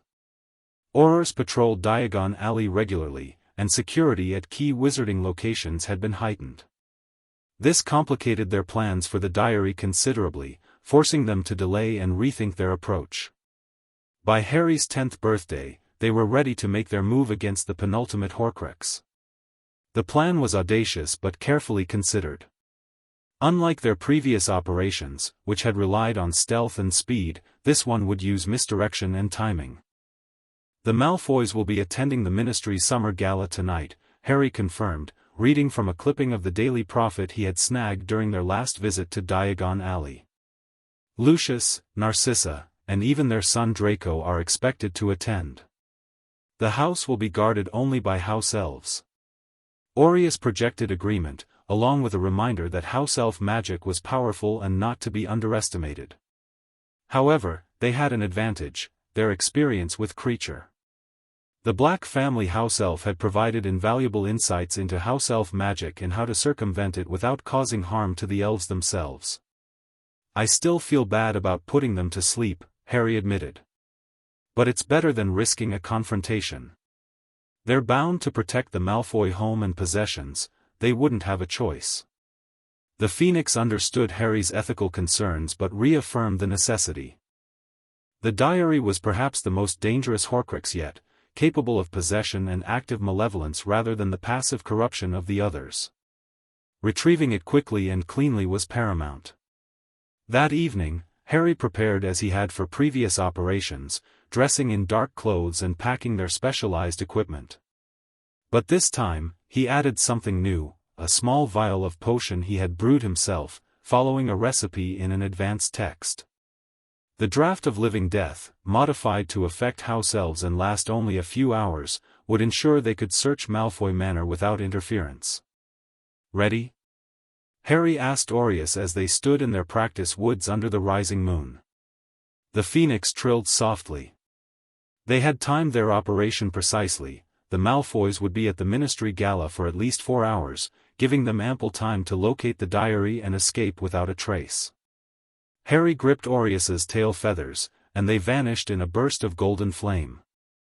When they rematerialized, they stood at the edge of immaculately manicured grounds. Ahead, illuminated by moonlight, rose the imposing structure of Malfoy Manor. "Impressive," Harry murmured. "And intimidating." Aureus led the way, flying low over the gardens. Through their research, they had identified a weakness in the manor's protective wards, a small section near the eastern wing where the magic was thinner, designed to allow house elves to come and go without triggering alarms. Reaching this spot, Harry cast the specialized detection spells they had developed, confirming the ward configuration matched their intelligence. With careful movements, he created a temporary opening, not breaking the wards, which would trigger alarms, but gently bending them to allow passage. "Now for the tricky part," Harry whispered. They slipped through the gap and approached a side entrance used by the house elves. Here, Harry deployed his modified potion, using magic to aerosolize it and send it drifting through the ventilation system that served the elves' quarters. Within minutes, the house elves would be in a deep but harmless sleep, allowing Harry and Aureus to search the manor freely. They entered cautiously, finding themselves in a servants' corridor that connected to the main house. Harry summoned a small light to hover above his palm, illuminating their way as they moved deeper into the mansion. "According to our information, Lucius keeps his most valued dark artifacts in a hidden chamber beneath the drawing room," Harry recalled. "That's our best bet for finding the diary." Aureus agreed, leading the way through the opulent halls. The manor was a testament to wealth and status: marble floors, priceless artwork, and magical objects that radiated both power and darkness. Harry felt a growing sense of unease as they proceeded, not just from the ambient dark magic, but from the sheer arrogance on display. This was the home of people who believed themselves inherently superior, who had supported Voldemort's genocidal vision. They reached the main drawing room, an elegant space dominated by a massive fireplace and furnished with antique pieces that probably cost more than the Dursleys' entire house. Harry focused, sensing the magic around them. Near the fireplace, the floor radiated a different magical signature than the surrounding area. "There," he said, pointing. "That section of flooring conceals the entrance." Using carefully controlled magic, Harry activated the hidden mechanism. A portion of the floor slid away silently, revealing a narrow staircase descending into darkness. "Lumos Maxima," Harry whispered, increasing the intensity of his magical light as they descended into Lucius Malfoy's secret chamber. The room below was smaller than Harry had expected, but packed with dark artifacts. Glass cases displayed cursed jewelry, ancient weapons, and books bound in materials Harry preferred not to identify. Along one wall stood a bookshelf filled with forbidden tomes, and at its center, on a special stand, sat an innocuous-looking black diary. "That's it," Harry breathed, feeling the now familiar malevolence of a Horcrux. "Riddle's diary." Aureus projected caution as they approached. Unlike the other Horcruxes, which had been relatively passive until directly threatened, the diary seemed to pulse with awareness. It had been created to be used, to interact and possess. Even now, sitting dormant, it radiated malicious intent. Harry removed the containment box from his pack, opening it in preparation. "Let's make this quick." Using telekinesis to avoid direct contact, he lifted the diary from its stand and guided it toward the box. But as the Horcrux moved through the air, something unexpected happened. The diary began to open by itself, pages flipping rapidly as black ink appeared on them, forming words: "Hello, Harry Potter. I've been waiting for you." Harry nearly lost his concentration, but years of training kept the diary suspended in air. "It knows who I am," he whispered, shocked. Aureus trilled urgently, warning of danger. The diary was more aware, more active than they had anticipated. They needed to contain it immediately. Refocusing, Harry guided the diary firmly into the containment box and slammed the lid shut. Even through the specially treated metal, he could feel the Horcrux's rage and resistance. "Time to go," Harry said, securing the box in his backpack. They hurried back up the stairs, carefully resealing the hidden entrance behind them. As they crossed the drawing room, heading toward the way they had come in, a loud crack echoed through the mansion. Harry froze. What was that? Aureus projected alarm. Someone had operated into the manor. The Malfoys had returned early. Hide! Harry hissed, diving behind an ornate sofa just as footsteps approached the drawing room. Absolutely insulting, came Lucius Malfoy's voice, cold with fury. The minister will hear about this, I assure you. Now, Lucius, Narcissa Malfoy replied soothingly, it was merely a misunderstanding. No need to create a scene. Father, came a third voice, younger but already practicing the same drawling tone, will this affect my attendance at Hogwarts next year? Of course not, Draco, Lucius snapped. No one questions our standing in society. That blood traitor Weasley simply overstepped his bounds. Again. The Malfoy family entered the drawing room, forcing Harry to press himself deeper into his hiding place. Aureus, who had been perched on a nearby table, quickly vanished from normal sight, using his phoenix magic to shift partially out of phase with reality. Harry's heart hammered in his chest. They were trapped, with a Horcrux in his backpack and 3 Malfoys between them and the exit. Worse, he could feel the diary growing more active, its dark magic pulsing against the containment box. If it somehow alerted Lucius to its distress. I need a drink, Lucius declared, moving toward a cabinet near Harry's hiding place. Harry closed his eyes, focusing on the calming techniques Aureus had taught him. Panic would only make their situation worse. They needed a diversion, something to draw the Malfoys away long enough for them to escape. An idea formed in Harry's mind, dangerous but potentially effective. Drawing on his growing mastery of fire magic, he created a tiny spark far across the manor, in what he guessed was the kitchen area. With careful concentration, he fed the spark until it became a small but noticeable fire. Within moments, alarms began to sound throughout the house. Magical sensors had detected the blaze. What in Merlin's name, Lucius began, startled by the sudden clamor. The detection wards, Narcissa said sharply. Something's burning in the east wing. The house elves should have, Lucius started, then frowned. Where are those useless creatures? I'll check on them, Draco offered, clearly eager to escape the situation. No, Lucius ordered. Stay here while your mother and I investigate. If it's intruders. He left the threat unfinished, drawing his wand as he and Narcissa hurried from the room. Harry had not anticipated being left alone with Draco Malfoy, but it was actually an advantage. One 10-year-old boy would be easier to evade than 3 Malfoys. Draco paced the drawing room nervously, wand clutched in his hand though he was too young to legally use it. Hello? He called uncertainly. Is someone there? Harry remained perfectly still, controlling his breathing. The containment box in his backpack vibrated slightly, the diary becoming more agitated. He needed to move quickly. Making a split-second decision, Harry cast a minor confusion charm, one of the mental magics he'd been practicing. It wouldn't render Draco unconscious or cause harm, just disorient him briefly. Confundo, Harry whispered, directing the spell at the young Malfoy. Draco blinked, his expression becoming vague.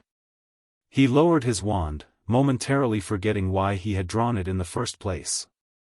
Harry seized the opportunity. He slipped from his hiding place and dashed across the drawing room, heading for the corridor that would lead them out. Aureus rematerialized beside him, matching his pace as they fled. Behind them, Draco called out confusedly, "Hello? Father? Was I supposed to be doing something?" They raced through the manor, retracing their steps toward the side entrance. In the distance, they could hear Lucius and Narcissa shouting commands, trying to organize a response to the fire Harry had started. It wouldn't take them long to realize it was a diversion. Reaching the servants' entrance, Harry and Aureus slipped outside and sprinted across the grounds toward the weak point in the wards. Behind them, new alarms began to sound, the Malfoys had discovered the intrusion. Hurry! Harry gasped as they reached the ward boundary. Aureus spread his wings, wrapping one around Harry as they passed through the opening Harry had created earlier. The moment they were beyond the property line, Harry grabbed the phoenix's tail feathers. With a burst of golden flame, they vanished just as Lucius Malfoy came running around the side of the manor, wand raised and face contorted with fury. They rematerialized in their practice woods, Harry dropping to his knees, gasping for breath. The containment box thrashed in his backpack, the diary within growing increasingly aggressive. "We need to destroy it now," Harry panted. "It's fighting harder than the others." Aureus trilled in agreement.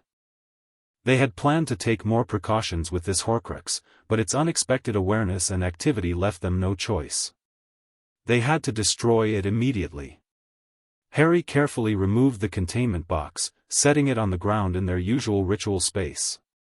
The box shook violently, the diary inside seeming to throw itself against the walls of its prison.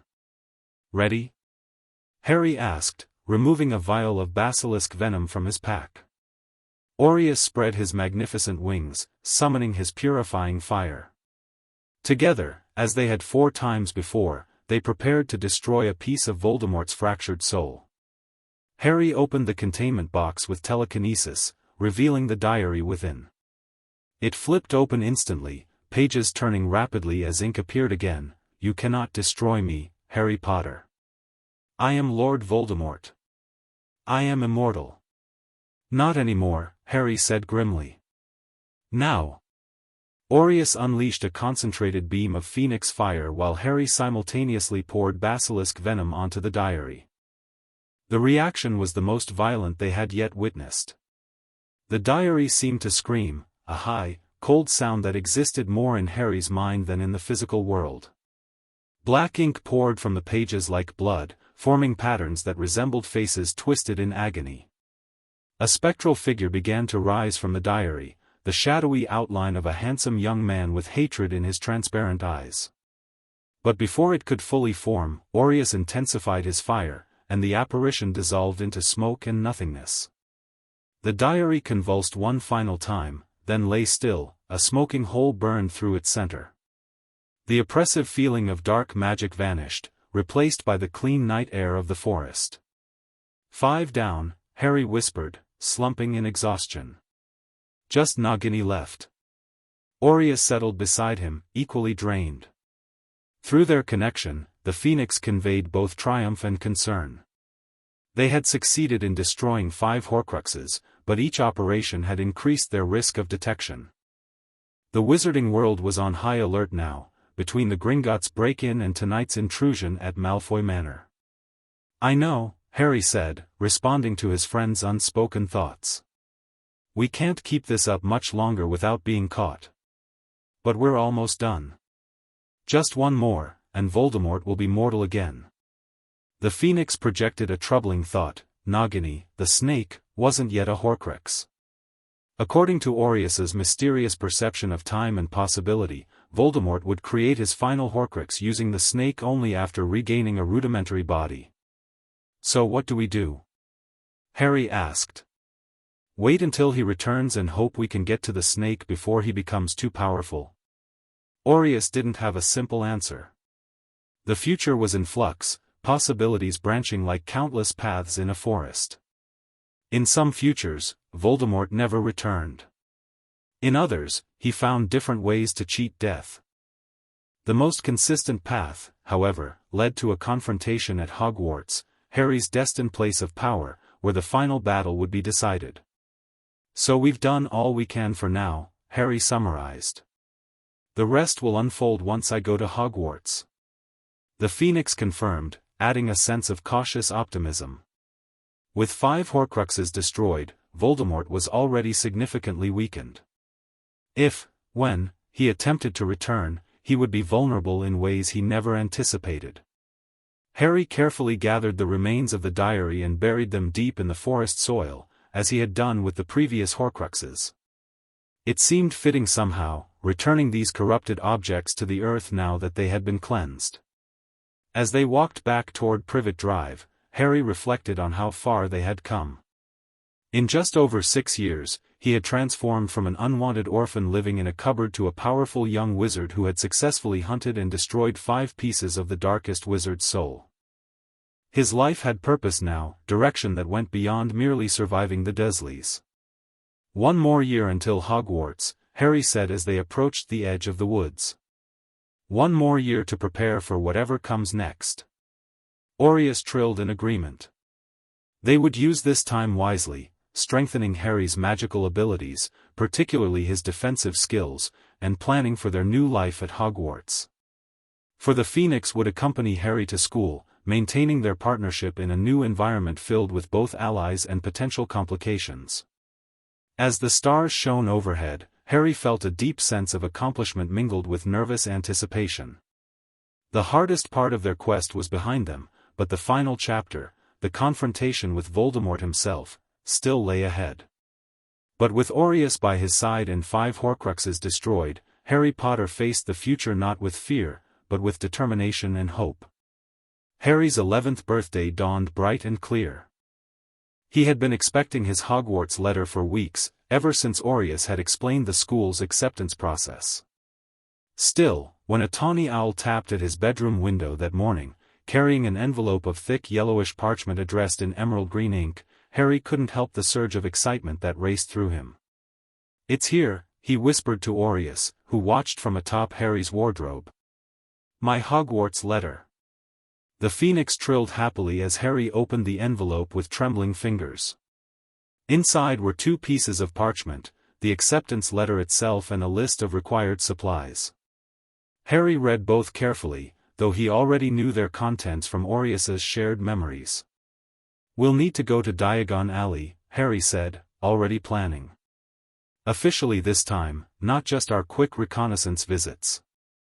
Through their connection, Aureus suggested they wait for Hagrid, the Hogwarts gamekeeper who would likely be sent to escort Harry, as he had been in other potential timelines. This would establish the official narrative, that Harry knew nothing of the wizarding world until his Hogwarts letter arrived. "Good point," Harry agreed. "We need to keep up appearances. As far as anyone knows, I'm just a normal boy who grew up with Muggle relatives." The irony wasn't lost on him. After years of secret training in Horcrux hunting, he would now have to pretend to be completely ignorant of magic. It would be a delicate balance, showing enough natural talent to explain his abilities, but not so much that it raised suspicions about his activities over the past 7 years. Harry spent the morning contemplating this challenge while the Dursleys steadfastly ignored the significance of his birthday. They had grown increasingly wary of him over the years, especially after Dumbledore's visit. While they still didn't know about Aureus or Harry's magical training, they sensed something different about their nephew, a confidence and capability that unnerved them. Uncle Vernon scowled over his newspaper at breakfast, occasionally glancing at Harry as though expecting him to turn them all into toads. Aunt Petunia busied herself with housework, her lips pressed into a thin line whenever Harry entered a room. Only Dudley, who had developed a healthy fear of his cousin after several unexplained incidents involving his possessions mysteriously catching fire, openly avoided Harry. This suited Harry perfectly. The less attention the Dursleys paid him, the easier it was to continue his preparations for Hogwarts. Around midday, there came a tremendous knocking at the front door, a pounding so forceful it made the whole house shake. "Who in blazes?" Uncle Vernon began, only to be interrupted by another series of thunderous knocks. Harry suppressed a smile. Right on cue. Vernon stomped to the door and wrenched it open, then stumbled backward in shock. Filling the doorway was the largest man Harry had ever seen, nearly twice as tall as Uncle Vernon and at least 3 times as wide, with a wild tangle of black hair and beard. "Couldn't make us a cup o' tea, could ya? It's not been an easy journey," the giant said, striding into the house as though invited. "I demand that you leave at once." Vernon sputtered, face purpling. "This is breaking and entering." The giant man simply ignored him, turning instead to Harry with a warm smile visible through his wild beard. "And here's Harry. Last time I saw you, you was only a baby. Yeah, look a lot like your dad, but ye've got your mom's eyes." Harry, who had been preparing for this moment for years, arranged his features into an expression of surprised confusion. "Who are you?" "Rubeus Hagrid, keeper of keys and grounds at Hogwarts," the giant said proudly. "You'll know all about Hogwarts, course." "I'm sorry, but I don't," Harry lied smoothly. Hagrid looked outraged, turning to glare at the Dursleys. "Ya never told him?" "Never told him what was in the letter Dumbledore left for him?" "I was there. I saw Dumbledore leave it, Dursley." What followed was exactly as Aureus had predicted: Hagrid's angry explanation of Harry's wizarding heritage, Vernon's futile protests, and the revelation of how his parents had really died. Harry played his part perfectly, appearing appropriately shocked and curious about this new world opening up to him. When Hagrid finally produced a slightly squashed birthday cake, Harry felt a genuine wave of emotion. Despite knowing what to expect, the simple kindness touched him deeply. This was the first real birthday cake anyone had ever given him. "Thank you," he said sincerely. The evening continued with Vernon retreating to sulk, Hagrid explaining about Hogwarts, and Harry asking carefully crafted questions that wouldn't reveal his existing knowledge. When Hagrid used magic to give Dudley a pig's tail, Harry laughed along with genuine amusement while noting that the Keeper of Keys wasn't supposed to do magic, a detail that might prove useful later.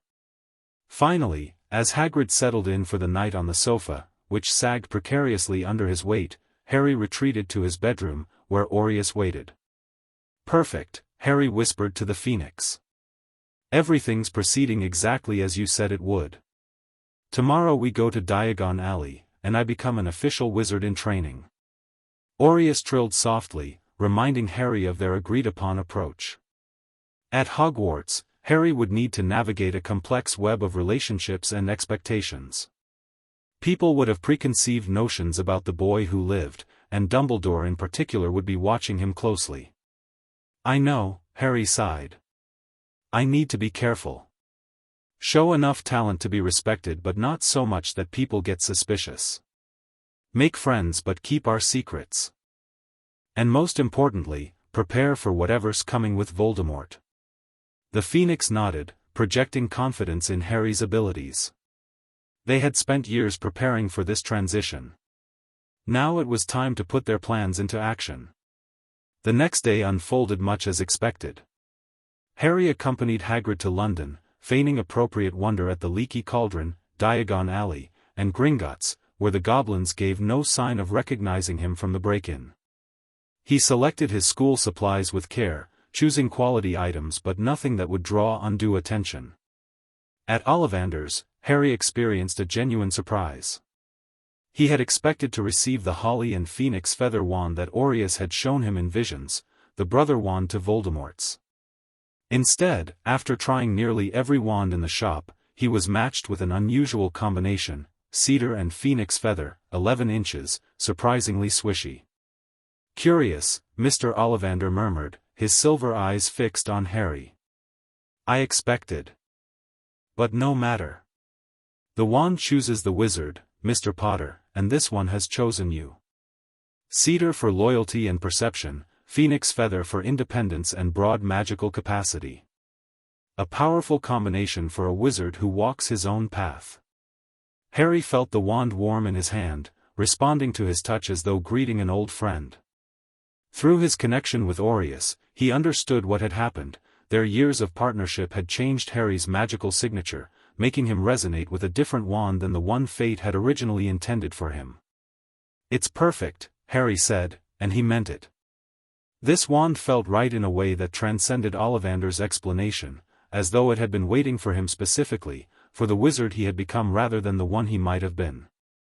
By the time they returned to Privet Drive, laden with school supplies and Harry's new snowy owl, purchased to maintain appearances, though he and Aureus had agreed she would become a genuine companion, Harry felt both exhausted and exhilarated. The public phase of their journey had begun. The month before school began passed quickly. Harry studied his textbooks carefully, taking notes on what first years were expected to know. He and Aureus had to decide exactly how much skill to display in each subject, enough to excel without revealing the full extent of his abilities. Charms and defense against the dark arts are where I can shine brightest without raising too many eyebrows, Harry reasoned as they sat in his room one evening. Everyone expects the boy who lived to be good at defensive magic. Transfiguration should be strong but not exceptional.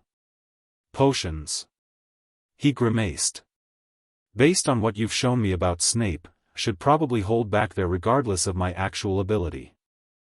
Aureus agreed with this assessment, adding that Harry should allow himself to struggle appropriately with new concepts before mastering them. A too perfect student would draw as much suspicion as a magically ignorant one. They also discussed how to handle Aureus's presence at Hogwarts. The Phoenix could not remain invisible indefinitely, particularly in a magical environment as saturated and monitored as the school. Eventually, Harry would need to discover his bond with Aureus in a way that seemed natural and unplanned. Maybe after the first few weeks, Harry suggested. Once I've established myself as a regular student, just unusually talented. We could stage a meeting in the Forbidden Forest or somewhere similar. The Phoenix projected agreement, along with a reminder that their primary mission at Hogwarts would be to prepare for the eventual confrontation with whatever remained of Voldemort. With 5 Horcruxes destroyed, the Dark Lord was severely weakened, but still dangerous, perhaps even more so in his desperation. I know, Harry said solemnly. We've done the impossible already, destroyed 5 Horcruxes before I even started school. Whatever comes next, we'll face it together. On September 1st, Harry stood on platform 9 3/4, his trunk loaded with school supplies and his owl cage beside him. To all outward appearances, he was just another first year, excited, nervous, and ready to begin his magical education. Only he knew the truth, that he was already an accomplished wizard who had faced darker magic than most adults ever encountered. As the Hogwarts Express pulled away from the station, Harry watched London disappear into the distance. Aureus would meet him at the castle, traveling separately to avoid detection. For the first time since they had met 7 years ago, Harry was truly on his own. But he wasn't afraid. The frightened boy in the cupboard was long gone, replaced by a young wizard with purpose and power. Whatever challenges Hogwarts held, whatever confrontation awaited him with the weakened remains of Lord Voldemort, Harry Potter was ready. The train curved around a bend, and Harry turned his attention to the compartment door as it slid open, revealing a tall, gangly, red-haired boy. Anyone sitting there? The boy asked, pointing at the seat opposite Harry. Everywhere else is full. Harry smiled. Not at all. I'm Harry, Harry Potter. And so began the next chapter of their extraordinary journey.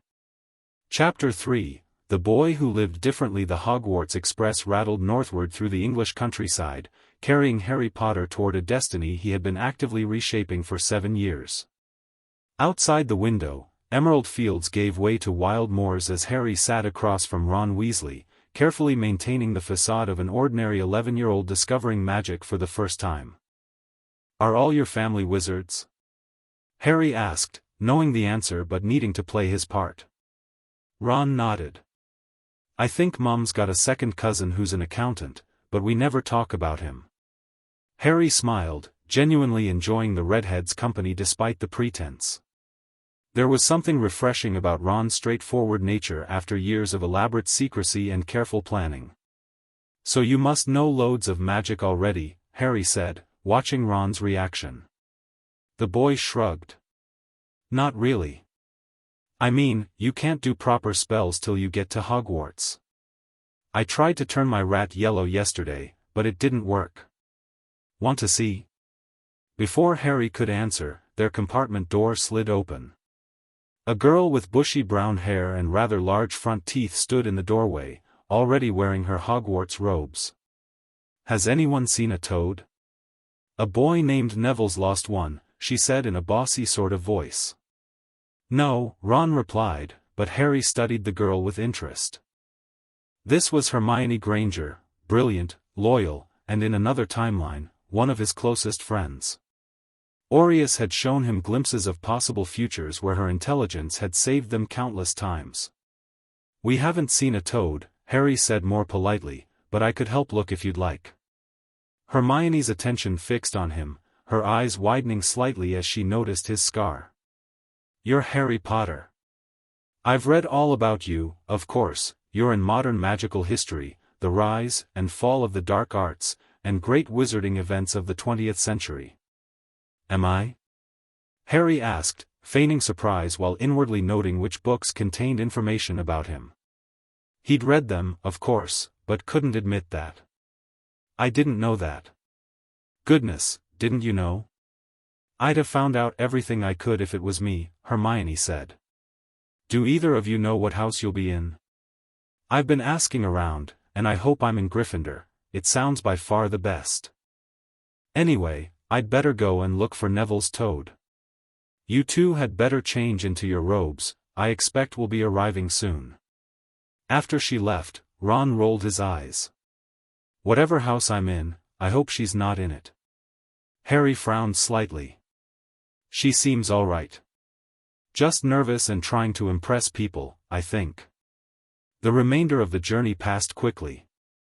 Harry carefully modulated his reactions to everything from chocolate frogs, which he'd secretly tried years ago during a clandestine visit to Honeydukes, to the brief confrontation with Draco Malfoy, whom Harry recognized instantly from their encounter at Malfoy Manor, though he gave no sign of it. When they finally arrived at Hogsmeade Station, Harry stepped onto the platform with genuine excitement. Despite all his secret visits, he had never approached Hogwarts as a student, never experienced the traditional first glimpse of the castle from the boats. "Furs years over here," Hagrid's booming voice called over the crowd. Harry and Ron followed the giant man down a steep, narrow path that led to the edge of a great black lake. There, perched atop a mountain on the other side, its windows sparkling in the starry sky, stood Hogwarts Castle in all its glory. "No more and 4 to a boat," Hagrid called, pointing to a fleet of small boats sitting in the water by the shore. Harry and Ron were joined in their boat by Hermione and Neville Longbottom, a round-faced boy who clutched his recovered toad tightly. As they glided across the lake, Harry gazed up at the castle with genuine wonder. Despite everything he knew, everything he had done, there was still magic in this moment, his official arrival at the school that would be his true home. And somewhere within those stone walls, Aureus waited for their planned first meeting. The boats carried them through a curtain of ivy that hid a wide opening in the cliff face, along a dark tunnel, until they reached an underground harbor. From there, Hagrid led them up a flight of stone steps to the massive oak front door of the castle. Harry felt a surge of emotion as they entered the entrance hall. This was it, the beginning of his public life as a wizard, built upon the foundation of 7 years of secret preparation. Whatever challenges awaited him here, he faced them not as the neglected boy from the cupboard under the stairs, but as a young wizard who had already accomplished the near impossible. Professor McGonagall met them in the entrance hall, her stern face exactly as Aureus had shown him in shared memories. She explained the sorting ceremony and house system before leading them into the great hall. The enchanted ceiling revealed a velvety black sky dotted with stars. Thousands of candles floated in midair above 4 long tables where the rest of the students sat. At the top of the hall was the high table where the teachers sat, and in the center, watching the first years with twinkling blue eyes, sat Albus Dumbledore. Harry met the headmaster's gaze briefly, careful to show only nervous excitement rather than the complex emotions he truly felt. Dumbledore had visited Privet Drive only once after their initial meeting, checking on Harry's welfare the summer before his Hogwarts letter arrived. The old wizard had seemed satisfied with Harry's progress, though his penetrating gaze had suggested lingering curiosity about those dreams of Hogwarts. The sorting began. Harry watched as his classmates were sorted one by one, Hannah Abbott to Hufflepuff, Susan Bones following her, then Terry Boot to Ravenclaw. When Hermione's turn came, Harry noted with interest that the sorting hat took nearly a full minute before declaring Gryffindor. Ron groaned beside him, but Harry smiled slightly. Some things, it seemed, were constant across timelines. Finally, McGonagall called, "Potter, Harry." Whispers broke out across the hall as Harry stepped forward. He sat on the stool and the sorting hat dropped over his eyes, plunging him into darkness. Said a small voice in his ear. Difficult. Very difficult. Plenty of courage, I see. Not a bad mind, either. There's talent, oh my goodness, yes, and a thirst to prove yourself. But what's this? Oh my, you've been busy, haven't you, Mr. Potter? Harry stiffened. The hat could see his memories, everything he'd done with Aureus, all the Horcruxes they'd destroyed. Don't worry, the hat continued, your secrets are safe with me. Part of the enchantment, you see, I can never reveal what I find in a student's mind.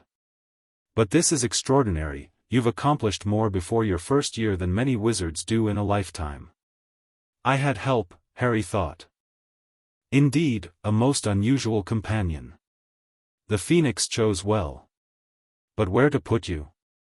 You've shown cunning and ambition worthy of Slytherin, intelligence that would make Ravenclaw proud, loyalty and hard work befitting Hufflepuff, and bravery beyond measure. Harry considered. In another life, he might have rejected Slytherin outright, but his experiences had taught him the value of all magical traditions. Still, there was only one house where he knew he could build the alliances he would need. Gryffindor, please, he thought firmly. Are you certain? You could be great in Slytherin, it's all here in your head. I'll be great wherever I go, Harry replied with quiet confidence. But I'll be happiest in Gryffindor. Well, if you're sure, better be Gryffindor. The last word was shouted to the hall. Harry removed the hat and walked toward the Gryffindor table, where he received the loudest cheer yet. Percy Weasley got up and shook his hand vigorously, while the Weasley twins yelled, "We got Potter! We got Potter!" As Harry sat down, he caught Dumbledore's eye again. The headmaster raised his goblet slightly in acknowledgement, his expression thoughtful.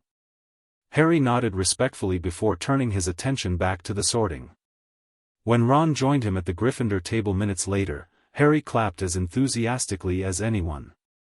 Despite all his careful planning and the weight of his secret mission, he was genuinely looking forward to making friends. The human connections he'd been denied for so long were now within his reach. Welcome to a new year at Hogwarts, Dumbledore announced after the sorting concluded. Before we begin our banquet, I would like to say a few words, nitwit. Blubber. Oddment. Tweak. Thank you. As food appeared on the golden plates, Harry filled his plate with a bit of everything. The Dursleys had never starved him outright since Aureus's arrival, but lavish meals had certainly never been part of his life at Privet Drive. That does look good, said the ghost in the ruff sitting across from Harry, watching him cut into his steak. Can't you? Harry began, then stopped himself. He wasn't supposed to know about ghosts yet. I haven't eaten for nearly 500 years, the ghost said. I don't need to, of course, but one does miss it. I don't think I've introduced myself. Sir Nicholas de Mimsy Porpington at your service. Resident Ghost of Gryffindor Tower.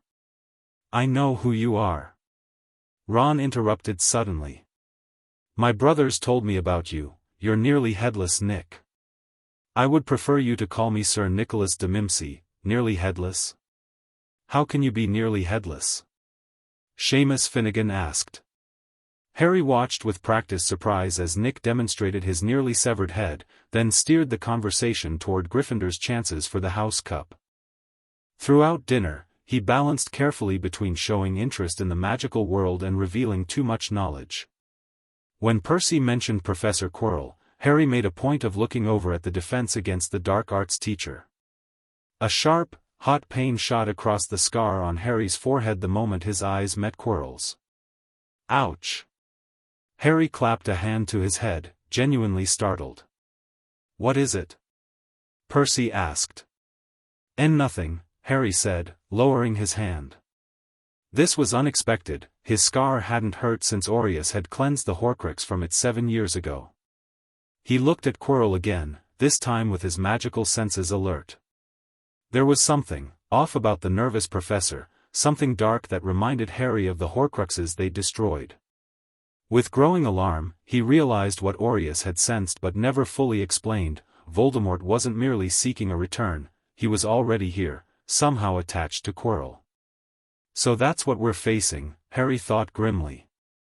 Not just a wraith seeking the Philosopher's Stone, but a possession, Voldemort sharing Quirrell's body. This complicated matters. They had planned for Harry to discover Aureus in a carefully staged scenario after a few weeks of classes. Now, it seemed they might need to accelerate their timetable. After dinner, Percy led the first years through the castle to Gryffindor Tower, pointing out moving staircases and talking portraits that Harry pretended to find amazing. When they reached the portrait of the fat lady and entered the common room, Harry felt another surge of emotion. This warm, circular room would be his home for the next 7 years.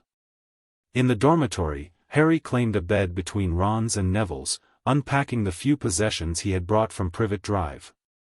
Hidden in a secret compartment of his trunk was his journal documenting 7 years of magical training and Horcrux hunting.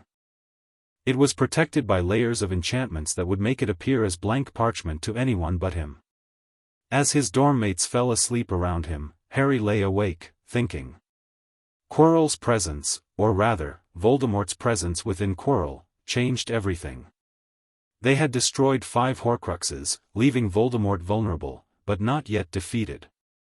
The confrontation that Aureus had foreseen would come sooner than expected.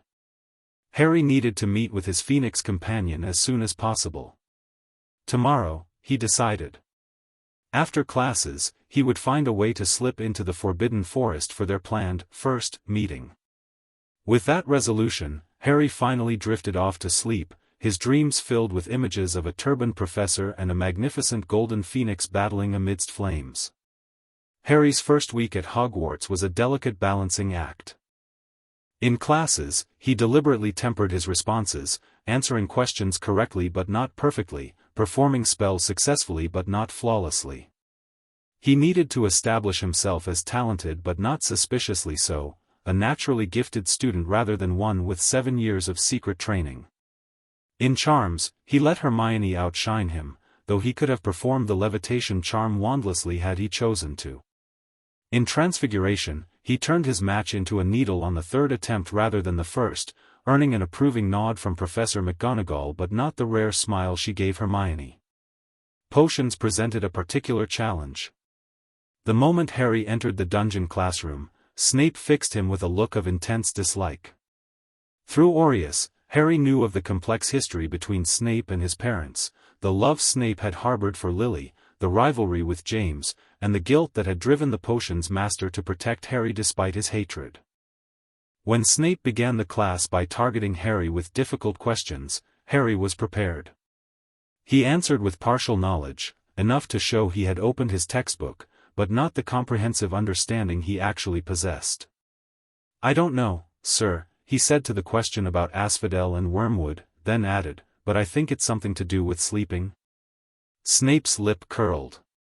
"Fame clearly isn't everything, is it, Mr. Potter? Though I suppose you've made a token effort to crack open a book before arriving." It was the perfect response. Snape could feel superior while Harry avoided appearing either completely ignorant or suspiciously knowledgeable. By Friday, Harry had established himself as a solid student, promising but not prodigious, attentive but not extraordinary. He had also begun forming friendships, primarily with Ron but also with Neville, whom he quietly helped in potions, and even Hermione, though she remained somewhat aloof in these early days. After their final class on Friday, Harry made his excuse to Ron, a desire to explore the castle alone, and slipped away toward the edge of the Forbidden Forest.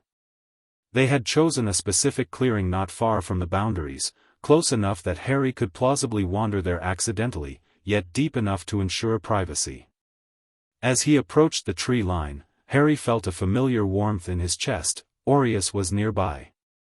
They had maintained their bond throughout the week, but without direct contact, the connection had felt muted. Now it flared back to full strength, and Harry quickened his pace. The clearing was exactly as they had discussed, a small open space surrounded by ancient oaks, dappled with late afternoon sunlight filtering through the canopy. In the center, perched on a fallen log, waited Aureus, his crimson and gold plumage glowing like living fire. "Hello, old friend," Harry said softly, dropping the pretense of being an ordinary first year. "I've missed you." Aureus trilled in greeting, the sound like music made of light. He spread his magnificent wings and flew to Harry's shoulder, nuzzling his cheek affectionately. "We have a problem," Harry said, stroking the phoenix's gleaming feathers. "Voldemort is already here, possessing Quirrell. My scar hurt when I looked at him, the first time it's hurt since you cleansed it." Aureus projected concern but not surprise.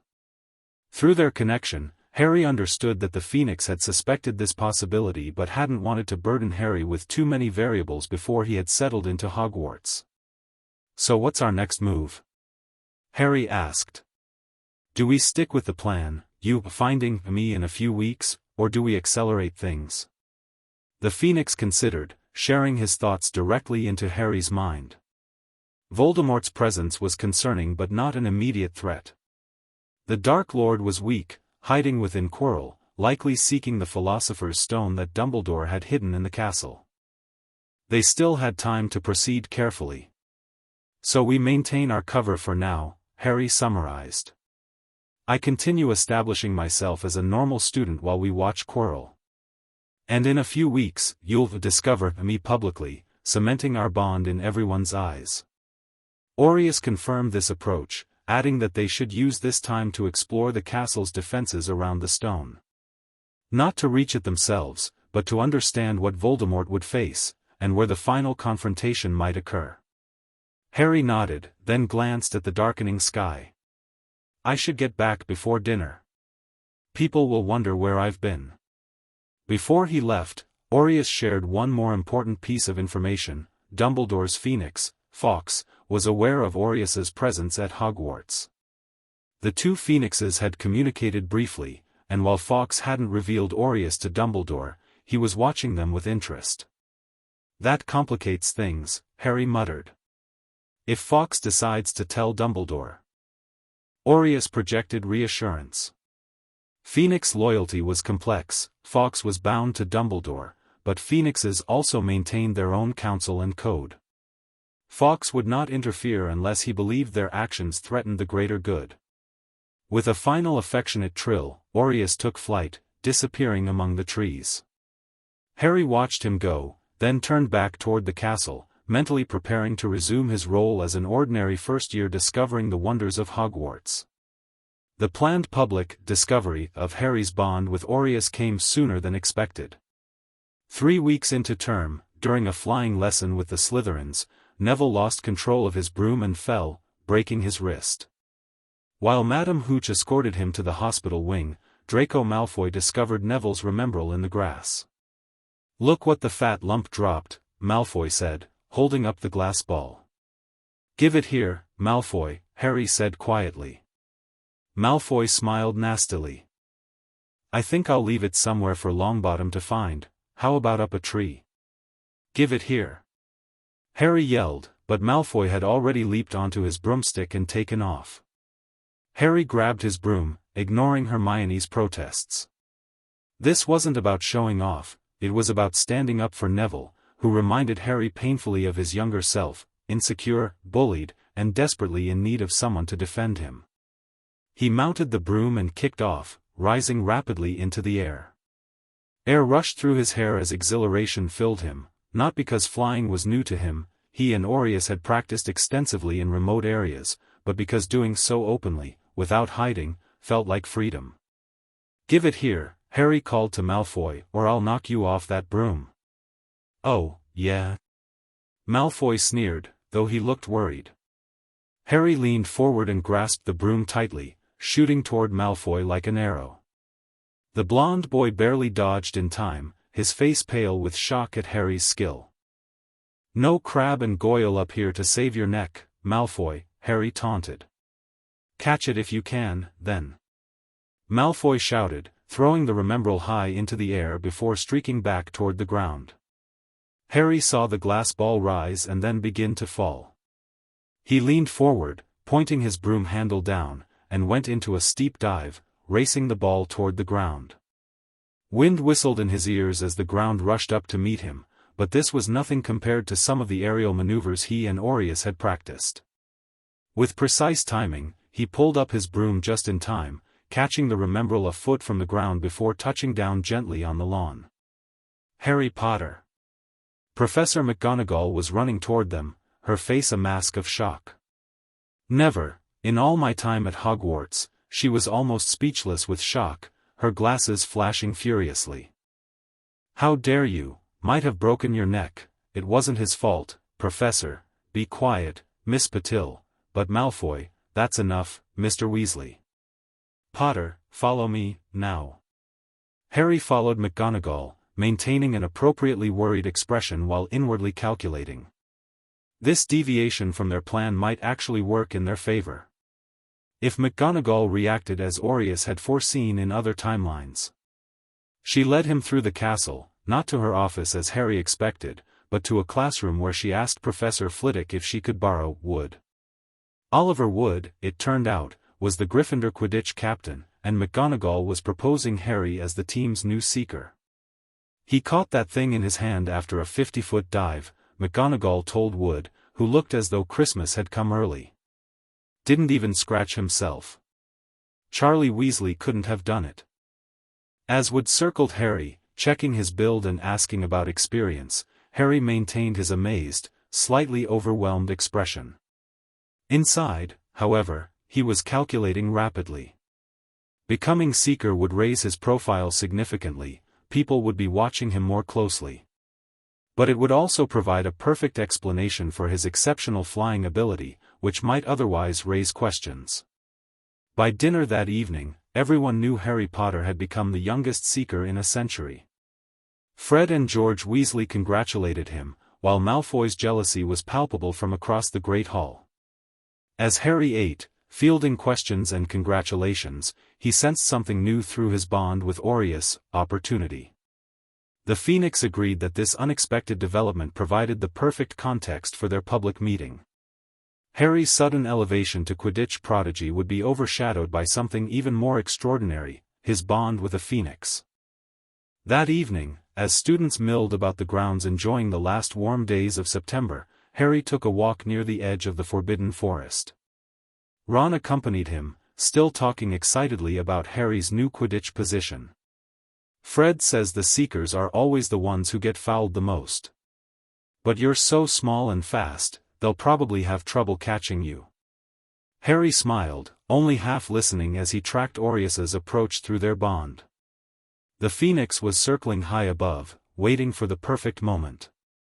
I just hope I don't make a fool of myself, Harry said, playing his part. You won't, Ron assured him.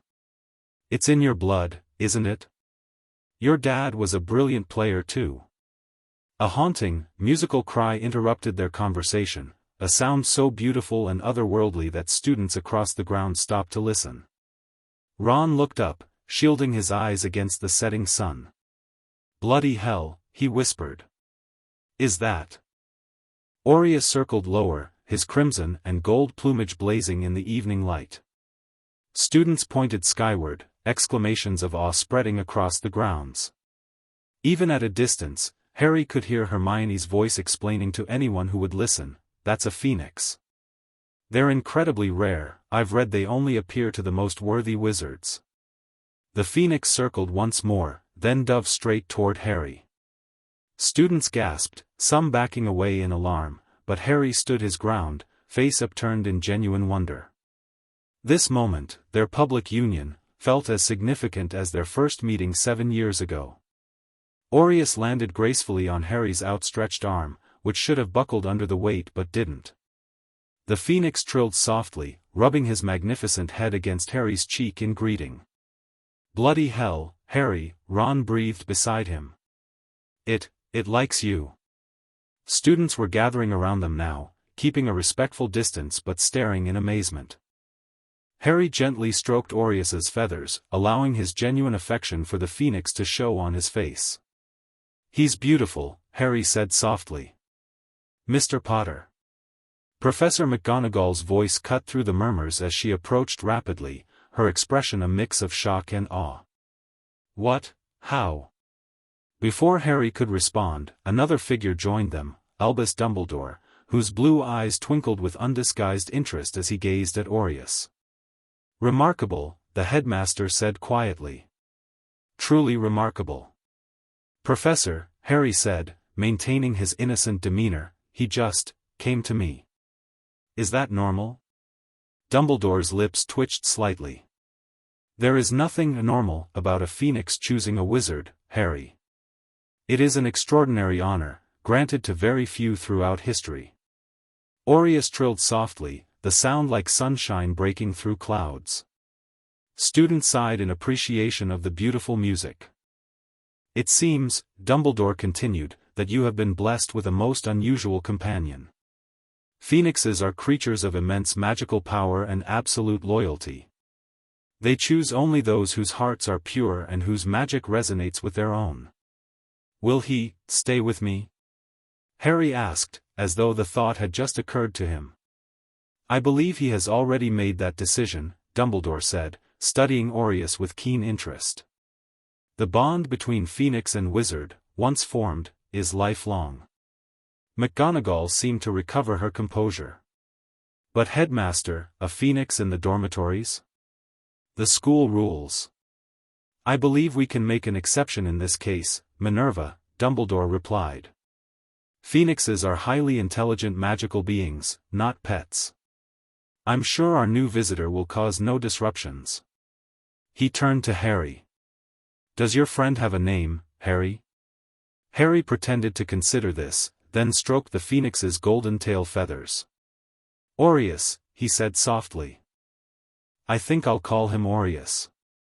A fitting name, Dumbledore nodded. From the Latin for golden or splendid. Well chosen.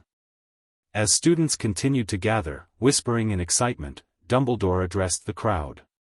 I believe this calls for a celebration. Extra dessert at dinner tonight, I think. This announcement was met with cheers, and the crowd began to disperse toward the great hall.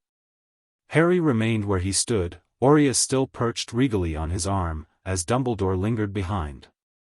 Curious timing, the headmaster said conversationally. First you become the youngest seeker in a century, and now you bond with a phoenix. The wizarding world will be buzzing with excitement when word gets out. Harry met Dumbledore's gaze directly. I'm not looking for attention, sir. No, Dumbledore agreed, his blue eyes twinkling. That is precisely why such extraordinary things find you, I suspect. He glanced at Aureus, who returned his gaze with equal intensity. Phoenixes are excellent judges of character, Harry. Better than humans, in many ways. Your new friend sees something special in you, something beyond fame or circumstance of birth. With that cryptic statement, Dumbledore nodded politely and walked toward the castle, leaving Harry alone with Aureus and Ron, who was still staring open-mouthed at the phoenix. This, Ron finally managed, is the most brilliant thing I've ever seen. Wait till I tell Mum. Harry smiled, genuinely pleased by his friend's excitement. Let's go to dinner, he suggested. I want to introduce Aureus to everyone properly. As they walked toward the castle, Aureus still perched on Harry's shoulder, Harry felt a weight lift from him. No more hiding, no more pretending not to have this extraordinary bond. From now on, Aureus would be by his side openly, acknowledged as his companion. It was one less secret to maintain, one less deception to manage. And just in time, too, because somewhere in the castle, behind Professor Quirrell's turban, Lord Voldemort was plotting. And Harry knew their final confrontation was approaching faster than anyone suspected. October brought whipping winds and the first frost to Hogwarts grounds. Inside the castle, Harry's life had transformed dramatically. His bond with Aureus made him an object of even greater fascination than before. Students whispered as he passed in hallways, professors watched him with heightened interest, and even the ghosts seemed to pay him special attention. Dumbledore had indeed bent the rules, allowing Aureus to stay with Harry in Gryffindor Tower. The Phoenix had taken to perching on Harry's bedpost at night and accompanying him to classes during the day, where he would typically find a windowsill or high shelf from which to observe.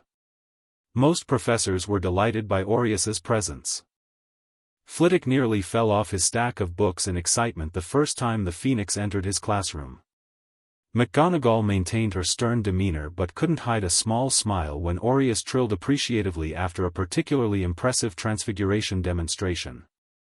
Even Snape, though he glowered at both Harry and Aureus, refrained from direct criticism of the Phoenix's presence. Only Quirrell seemed genuinely disturbed by Aureus. The defense against the dark arts professor stuttered even worse than usual when the Phoenix was nearby, and often found excuses to end class early when those piercing golden eyes fixed on him for too long. Dismissed. Quirrell stammered one Thursday afternoon when Aureus flew from his windowsill to perch directly above the professor's desk. FF finished the R reading on RR red caps for N next week. As students filed out, Harry lingered, ostensibly gathering his books but actually watching Quirrell's reaction. The professor's eyes darted nervously to Aureus, then away, his hands shaking as he collected his papers. "Is something wrong, Professor?" Harry asked innocently. Quirrell jumped slightly. No, Potter. Your BB bird just startled me." "He seems interested in you," Harry observed, calling Aureus to his shoulder with a subtle gesture. "He's usually very good at judging character." The implication hung in the air between them. For a brief moment, Quirrell's demeanor changed, his posture straightening slightly, his eyes sharpening with cold calculation. Then, just as quickly, the nervous facade returned. Fascinating creatures, PP Phoenixes," Quirrell stammered. Very rare. Must be special indeed, P. Potter." "I don't think I'm special," Harry replied, watching Quirrell carefully. "Just lucky." As October progressed, Harry maintained his careful balance, excelling in classes but not suspiciously so, forming friendships while keeping certain barriers in place, monitoring Quirrell while appearing to be nothing more than an unusually fortunate first year. His friendship with Ron deepened naturally. The redhead's straightforward nature and loyalty reminded Harry of what he valued most in human connections.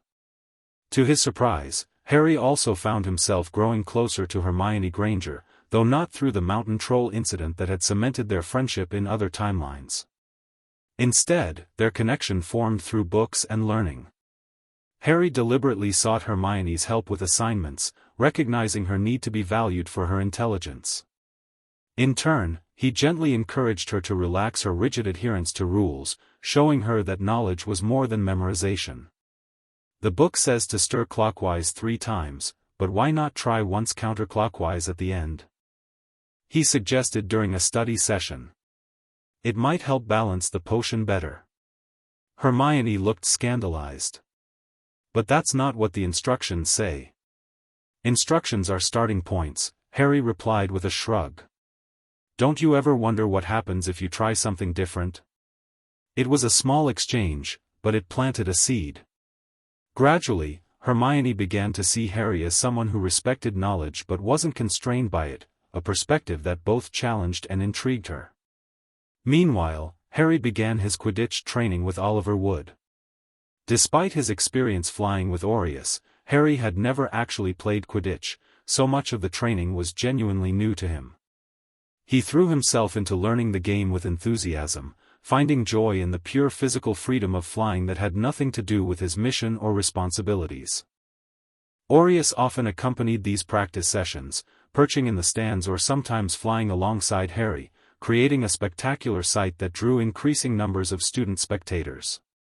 Wood initially worried that the Phoenix would be a distraction, but quickly changed his mind when he saw how Aureus's presence seemed to enhance Harry's flying.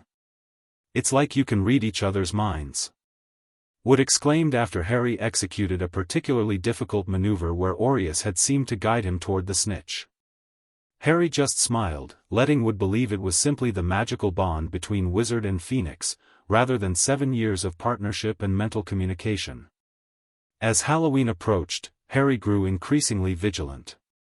According to Aureus's knowledge of other timelines, Halloween often marked significant events at Hogwarts, particularly those involving Voldemort. In the original timeline, a mountain troll had been let into the castle as a diversion while Quirrell attempted to get past the three-headed dog guarding the Philosopher's Stone. But their alterations had changed much already. Harry had befriended Hermione through different means, Aureus's presence made Quirrell more cautious, and most importantly, 5 Horcruxes had been destroyed, leaving Voldemort significantly weakened. What would happen this Halloween remained uncertain. On the morning of October 31st, Harry woke early, a sense of anticipation humming through his bond with Aureus. The Phoenix perched on the windowsill beside his bed, watching the sunrise with ancient eyes. "Today's important, isn't it?" Harry whispered, ensuring his dorm mates remained asleep.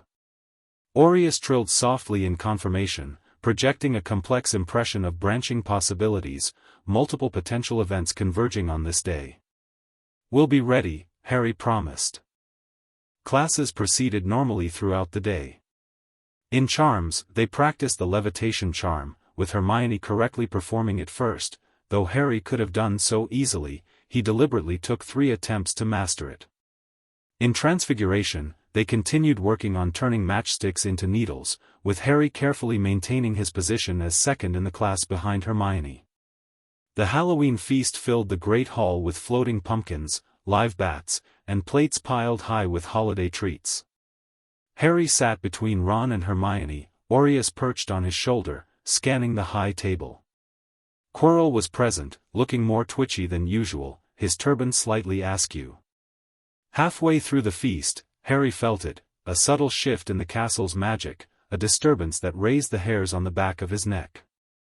Aureus sensed it too, his feathers ruffling slightly as his head turned toward the entrance hall. Harry scanned the room quickly. All the staff were present, all his classmates accounted for. Whatever was happening wasn't in the Great Hall. Focusing inward, Harry extended his magical senses as Aureus had taught him. The disturbance was coming from the 3rd floor. The forbidden corridor where the Philosopher's Stone was hidden. "Something's wrong," Harry murmured, low enough that only Ron and Hermione could hear. "What are you talking about?" Ron asked, mouth full of pumpkin pie. "I don't know exactly," Harry said, his eyes fixed on Quirrell. "But something's happening on the 3rd floor." Hermione followed his gaze. "How could you possibly know that?" Harry hesitated, then decided on a half-truth. "Aureus can sense it. Phoenix magic." Before either friend could respond, Harry stood up, Aureus still perched on his shoulder. He approached the high table, drawing curious glances from students and staff alike. Dumbledore watched his approach with keen interest. "Mr. Potter," McGonagall said as Harry reached them. "Is something wrong?" "Professor," Harry said quietly, "I think someone's trying to get past the 3-headed dog on the 3rd floor." The effect was immediate. McGonagall's face paled, Snape's eyes narrowed sharply, and Dumbledore rose from his seat, suddenly looking every inch the powerful wizard he was rather than the eccentric headmaster. "And how, Mr. Potter," Snape asked silkily, "do you know about the dog?" "Aureus sensed it," Harry replied, which was technically true. "Just now. Something's disturbing the magic in that corridor." Dumbledore studied him for a moment, then nodded decisively. "Minerva, Severus, with me. Filius, please continue the feast. No need to alarm the students." As the 3 teachers moved swiftly from the hall, Harry hesitated, then made a decision. "Sir," he called after Dumbledore, "let me come with you. Aureus might be able to help." Dumbledore paused, considering, then nodded once. "Stay close, Harry." McGonagall looked ready to protest but held her tongue as they hurried from the Great Hall. As they climbed the marble staircase toward the 3rd floor, Harry felt the disturbance growing stronger. Aureus trilled a warning, a sound that raised goosebumps on Harry's arms. "The Phoenix senses danger," Dumbledore translated, quickening his pace. "Be ready, all of you." They reached the forbidden corridor to find the door already ajar, soft harp music drifting out. Inside, the massive three-headed dog was slumped on the floor, fast asleep, a golden harp playing itself beside it. The trapdoor beneath one of the dog's paws stood open. "Someone is already inside," Snape said quietly, drawing his wand. "Quirrell," Harry said, before he could stop himself. 3 pairs of eyes turned to him sharply. "Explain," Snape demanded. Harry hesitated, then decided to commit to his course. "My scar hurts whenever I'm near him. And Aureus doesn't trust him. Phoenixes can sense dark magic." Dumbledore's expression grew grave. "If you are correct, Harry, the situation is more dangerous than I feared. Professor Quirrell may not be acting alone." The implication hung in the air. Voldemort. But Harry couldn't know that yet, not officially. "Headmaster, the boy should return to the feast immediately," McGonagall insisted. "If Quirrell is indeed attempting to steal the stone, this is no place for a student." But Dumbledore was watching Aureus, who had begun to glow with a soft golden light. "I believe Harry's companion has other ideas, Minerva. Phoenixes have their own wisdom, which often transcends our understanding." He turned to Harry. "However, you must promise to obey any instruction I give without question, including if I tell you to leave. Is that understood?" "Yes, sir," Harry agreed. "Very well." Dumbledore turned to the open trapdoor. "Severus, Minerva, shall we?" One by one, they descended through the trapdoor, Harry going last with Aureus flying down independently. They landed on what remained of the Devil's Snare, mostly ash, as someone had already used fire to get past it. "Pomona will be most displeased," McGonagall muttered as they hurried forward. They passed through the room of flying keys, the door already unlocked, the giant chessboard, pieces smashed and scattered, and a chamber reeking of troll, the creature already unconscious. Finally, they reached Snape's logic puzzle guarding the entrance to the final chamber. Flames blocked both forward and backward passages. A table with potions stood in the center, but several bottles were already empty. "He's destroyed my puzzle," Snape hissed, examining the table. "The potion to proceed is gone." Dumbledore raised his wand, muttering complex incantations. The flames wavered but didn't extinguish. "Even I cannot dispel these quickly," he admitted. "We need time we do not have."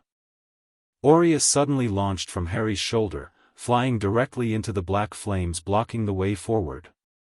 Instead of being consumed, the phoenix passed through, his feathers glowing brighter than before. "Of course," Dumbledore murmured. "Phoenix fire, one of the few magical flames that can overcome these enchantments." Aureus reappeared moments later, circling back through the flames. He landed on Harry's outstretched arm, trilling urgently. "He wants us to follow him," Harry translated. "He can protect us from the flames." Dumbledore nodded. "Phoenixes can extend their protection to those they choose." "Remarkable." One by one, they passed through the black flames, each holding onto one of Aureus's tail feathers. The heat was intense but couldn't touch them through the phoenix's magic. In the final chamber, they found Quirrell standing before the mirror of Eriste, his turban unwound and hanging loose around his shoulders. And there, on the back of his head, was a face, chalk-white with glaring red eyes and slits for nostrils. Voldemort. Dumbledore, both mouths hissed in unison, Quirrell's and Voldemort's. "You're too late. I have the stone." Harry saw the small red stone clutched in Quirrell's hand, glowing with inner fire, the Philosopher's Stone, capable of creating the elixir of life and transforming any metal into pure gold. "Tom," Dumbledore said calmly, raising his wand. "I had hoped the rumors of your continued existence were exaggerated." "Always the optimist," Voldemort sneered through Quirrell's mouth. "But as you can see, I am very much alive, or will be fully, once I use the stone." Harry stepped forward, ignoring McGonagall's attempt to pull him back. Aureus remained on his shoulder, feathers blazing with golden light. "You're not alive," Harry said clearly. You're barely existing. A parasite stealing life from others because you've destroyed so much of your own soul. Shock rippled across both Quirrell's and Voldemort's faces. What did you say, boy? Voldemort hissed. Your Horcruxes, Harry continued, meeting those red eyes without fear. They're gone. Destroyed. Pure rage transformed Voldemort's face. Impossible. You know nothing, Potter. The diary, Harry counted off. The ring. The locket. The cup. The diadem. All cleansed. All gone. You're mortal now, Tom Riddle. Voldemort's scream of rage echoed through the chamber, his face contorting with fury and, Harry realized with satisfaction, fear. Behind him, he sensed the stunned silence of the professors. This was knowledge they never expected him to possess. Kill him. Voldemort shrieked, and Quirrell lunged forward, hands outstretched toward Harry's throat. Aureus launched from Harry's shoulder with a battle cry that shook the very stones of the chamber. Golden fire erupted around the phoenix as he dove straight for Quirrell's face. The possessed professor screamed as those talons raked across his eyes, the purifying flame searing his flesh. Spells flashed as Dumbledore, McGonagall, and Snape joined the battle, but it was Aureus who commanded the center of the conflict. The phoenix circled Quirrell like living flame, each touch of his feathers causing the professor's skin to blister and burn. The stone. McGonagall cried as Quirrell, despite his agony, clutched the philosopher's stone tighter and staggered toward the exit. Harry didn't hesitate. Drawing his cedar wand, he cast the spell he and Aureus had practiced for years, channeling his innate fire magic through the phoenix core wand. Ignis Sanctus, he cried, and a jet of pure white flame erupted from his wand, not dark magic like fiend fire, but its opposite, holy fire, purifying and unstoppable. The flame struck the philosopher's stone in Quirrell's hand. For a moment, the ancient artifact glowed brighter than ever, then shattered into dust, the fragments dissolving into nothing. No! Voldemort's scream was inhuman, a sound of loss and rage that seemed to come from everywhere and nowhere at once. Quirrell collapsed, his body breaking apart like dried clay as Voldemort's spirit tore free, abandoning its host in desperation.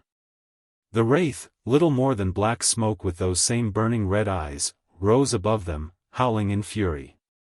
You will pay for this, Potter, the spectre shrieked. I will return. I will. Aureus intercepted the fleeing wraith, phoenix fire blazing around him like a solar corona. The two forces collided in midair, immortal light against corrupted darkness. Voldemort's spirit screamed as the phoenix fire seared through it, burning away the darkness until only the faintest wisp remained. With a final, fading howl, the remnant of Voldemort fled, slipping through a crack in the wall and vanishing into the night. Silence fell in the chamber. Quirrell's body lay motionless on the stone floor, already turning to ash.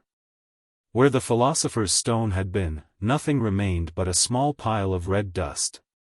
Aureus returned to Harry's shoulder, his feathers still glowing faintly. The phoenix looked tired but triumphant, nuzzling Harry's cheek in reassurance. Harry, Dumbledore said finally, his voice both gentle and grave. I believe you have a rather extraordinary story to tell us. Harry looked around at the three professors, Dumbledore's penetrating gaze, McGonagall's stunned expression, Snape's calculating assessment. The time for secrets had passed. With 5 Horcruxes destroyed, Voldemort weakened to near-nothingness, and Aureus publicly by his side, Harry Potter could finally step fully into the light. Yes, Professor, he agreed. I do. But it's a long story, and it begins 7 years ago, with a phoenix appearing in my cupboard under the stairs. Albus Dumbledore's office was exactly as Aureus had shown Harry in shared memories, a circular room filled with delicate silver instruments, portraits of former headmasters, currently pretending to sleep while obviously listening intently, and countless books. Fawkes, Dumbledore's phoenix, perched on a golden stand near the desk, watching Aureus with what Harry could only describe as respectful recognition. The four of them, Harry, Dumbledore, McGonagall, and Snape, had come directly from the third-floor corridor after ensuring Quirrell's remains were properly handled and the stone's destruction confirmed. Harry sat in a comfortable chair before Dumbledore's desk, Aureus perched beside him, while the professors arranged themselves around the room. "Now, Harry," Dumbledore said gently, "please start from the beginning." Harry took a deep breath and began his story, the full, unvarnished truth. He described that night in the cupboard when Aureus first appeared, the cleansing of the Horcrux from his scar, and their subsequent years of partnership. He explained how Aureus had taught him about magic, about the wizarding world, and about his own history. "He showed me what Voldemort had done, how he'd split his soul into pieces and hidden them in objects," Harry continued. "We knew we had to find and destroy them before Voldemort could return to full power." McGonagall gasped as Harry detailed their Horcrux hunts, the diadem from the Room of Requirement, the ring from the Gaunt Shack, the locket from Creature, the cup from Gringotts, and finally the diary from Malfoy Manor. "So it was you," Snape said, breaking his long silence. "The Gringotts break-in. The disturbance at Malfoy Manor. All a child not yet 11 years old." "With Aureus," Harry corrected, stroking the phoenix's feathers. "I couldn't have done any of it without him." Dumbledore had remained silent throughout most of the tale, his expression growing increasingly grave. Now he leaned forward, pressing his fingertips together. "Harry," he said carefully, "do you understand what you have done? The magnitude of it?" "I think so, sir," Harry replied. "We destroyed 5 Horcruxes. We made Voldemort mortal again." "More than that," Dumbledore said quietly. "You have accomplished what I had only begun to plan, a task I believed would take years, perhaps decades. You have dismantled Tom Riddle's safeguards against death before he even managed to properly return." He shook his head in wonder. "It is unprecedented. But also extremely dangerous," McGonagall interjected, her voice sharp with concern. "Albus, the boy has been hunting dark artifacts since he was 4 years old. He broke into Gringotts. He confronted dark wizards. He could have been killed a dozen times over. Yet he wasn't," Dumbledore observed mildly. "Because he had an extraordinary guardian." He nodded toward Aureus, who returned the gesture with dignified grace. "A phoenix chooses only those worthy of their loyalty, Minerva. And phoenixes possess wisdom beyond our comprehension." Snape, who had been watching Harry with an unreadable expression, finally spoke again. "Why reveal all this now, Potter? Why not continue your activities in secret?" It was a perceptive question. Harry met the potion's master's black eyes directly. "Because the mission is basically complete, sir. 5 Horcruxes destroyed, Voldemort weakened to almost nothing. The only Horcrux that hasn't been made yet is Nagini, his snake. In the original timeline, he created that one after regaining a rudimentary body." "Original timeline?" Snape repeated sharply. Harry glanced at Aureus, who trilled encouragingly. "Phoenixes don't experience time quite like we do. Aureus has glimpses of other possibilities, other paths things could take. He knew what would happen if we didn't act early. Voldemort would have returned to full power, there would have been another war." He trailed off, not wanting to describe the deaths and destruction Aureus had foreseen. "I see," Dumbledore said softly. "So you have not only confronted the past and present, but altered the future as well." "For the better, I hope," Harry replied. "Indeed."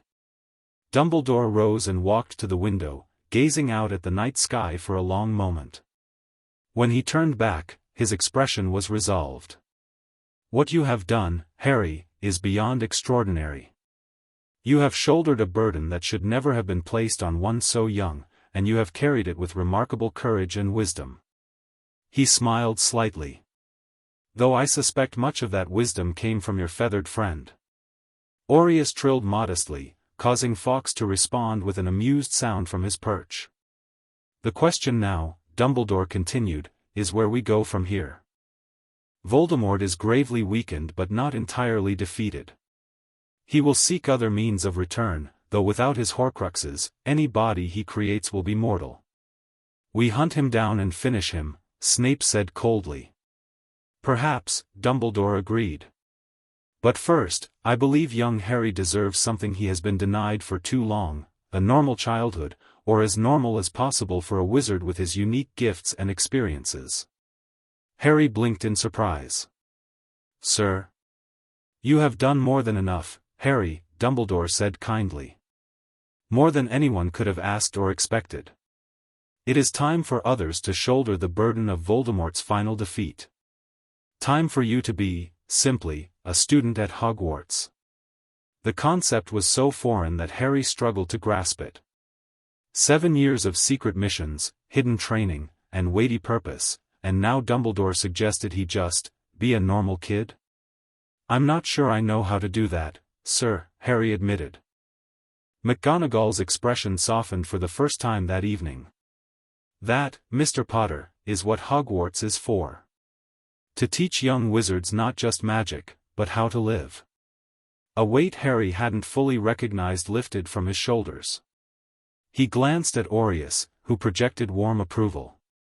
The Phoenix had always wanted Harry to have the childhood that circumstances had initially denied him. Now, with their primary mission accomplished, perhaps that was finally possible. There are, of course, practical matters to address, Dumbledore continued. Your advanced magical knowledge, for one. I suspect you are performing well below your actual capabilities in classes? Harry nodded, a bit sheepishly. I didn't want to raise suspicions. Understandable, but no longer necessary. I will speak with your professors about providing you with appropriately challenging material. Dumbledore's eyes twinkled. Though I suspect Professor Snape will continue to hold you to the highest standards regardless. Snape made a noncommittal sound that might have been agreement. And then there is the matter of your summer residence, Dumbledore continued, his expression growing serious. The blood protection at your aunt and uncle's home remains valuable, but given what we now know about your experiences there, I'd rather not go back, Harry said quickly. Dumbledore nodded. I suspected as much. We will make alternative arrangements, perhaps a wizarding family willing to host you, with appropriate protections. The Weasleys, McGonagall suggested immediately. Molly and Arthur would welcome him with open arms, and they have a son his age already. An excellent suggestion, Dumbledore agreed. We will discuss it with them. He turned back to Harry. Is there anything else you wish to tell us, Harry? Any other secrets Aureus has helped you uncover? Harry considered, then shook his head. Nothing important, sir. We've focused almost entirely on the Horcruxes. Very well. Dumbledore sat back down behind his desk. I believe that concludes our discussion for tonight. It is late, and you have had a most eventful evening. Professor McGonagall will escort you back to Gryffindor Tower. As Harry stood to leave, Dumbledore added, and Harry? Thank you. What you and Aureus have accomplished, it is nothing short of miraculous. Harry smiled tiredly. It was the right thing to do, sir. As he and McGonagall left the office, Harry heard Dumbledore say to Snape, I believe, Severus, that we have significantly underestimated Mr. Potter. A mistake I do not intend to repeat. News of the Halloween night event spread through Hogwarts like wildfire, though the full truth remained known only to Harry, the 3 professors, and Harry's closest friends. The official story was that Professor Quirrell had attempted to steal a valuable magical artifact, been thwarted by the combined efforts of Dumbledore and Harry's Phoenix, and subsequently perished when the artifact was destroyed. The students, naturally, embellished this tale with each retelling until Quirrell had become a dark sorcerer of terrible power and Harry's Phoenix had battled him in a duel of epic proportions. Harry neither confirmed nor denied these exaggerations, finding them preferable to the actual truth. Ron and Hermione, however, received a more complete version. The morning after Halloween, Harry took them to a secluded courtyard and, with Aureus's approval, shared most of his story, his years with the Phoenix, their Horcrux hunts, and the confrontation with Voldemort. "Bloody hell," Ron breathed when Harry finished.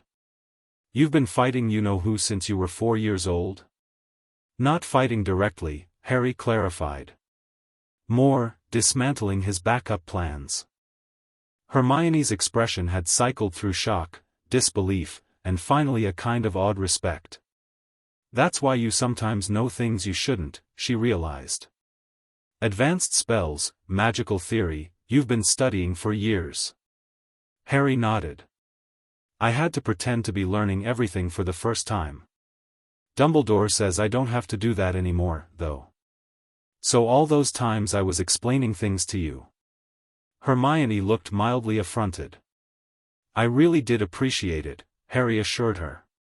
"Your perspective was often different from what Aureus had taught me. And honestly, it was nice to just be treated like a normal student sometimes." This seemed to mollify her somewhat. "Well, I suppose it explains why you're so calm under pressure. Most first years would have panicked completely facing a professor possessed by you-know-who." Ron was still processing the revelations. "Wait, so the Gringotts break in over the summer, that was you? And you snuck into Malfoy Manor? Blimey, Harry, that's mental." "I know it sounds crazy," Harry acknowledged. "But with Aureus, it was actually, well, not easy, but possible." The Phoenix, perched on a nearby statue, trilled modestly. "So what happens now?" Hermione asked pragmatically. "You-know-who is weakened but not gone completely. Will he try to come back again?" "Probably," Harry admitted. "But Dumbledore says it's not my responsibility anymore. At least, not alone." He glanced at his friends. "That's why I'm telling you this. I don't want to keep secrets from you too." Something shifted in their relationships that morning, a deepening of trust, a strengthening of bonds. Ron looked at Harry with newfound respect tinged with a healthy dose of awe, while Hermione regarded him with thoughtful consideration, already processing how this new information changed her understanding of him. "Well," Ron said finally, "reckon this means you can help me with my homework properly now, eh? Since you're some kind of magical genius and all." Harry laughed, grateful for Ron's ability to cut through tension with humor. "I'm not a genius. Just had a 7-year head start." The rest of November passed in a blur of adjustments. With Dumbledore's permission, Harry stopped holding back in classes, demonstrating his true abilities while still maintaining appropriate humility. The results were predictably mixed. Flitwick was delighted, McGonagall impressed but cautious, and Snape determined to find the limits of Harry's knowledge. "Your wand work is adequate, Potter," the potions master sneered during one lesson, despite Harry having produced a perfect shrinking solution that even Hermione struggled with. "But I wonder if you truly understand the theoretical principles behind the reaction."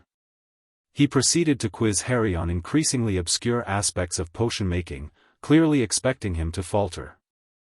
Instead, Harry answered each question accurately, if not with the textbook definitions Snape might have preferred. "The moonstone neutralizes the acidic properties of the leech juice," Harry explained, "but it's not just a chemical reaction, it's the magical resonance between the lunar properties of the stone and the transformative nature of the shrinking that creates the stability in the final potion." Snape's eyes narrowed, but he couldn't fault the answer. 5 points to Gryffindor, he said finally, the word seeming to cause him physical pain. "For understanding beyond mere memorization." The shocked silence that followed this unprecedented award of points to Harry lasted until the end of class. Outside of academics, Harry's life transformed in other ways. His friendship with Ron and Hermione deepened into a true partnership. The three spent countless hours by the lake or in the common room, discussing everything from magical theory to Quidditch strategies.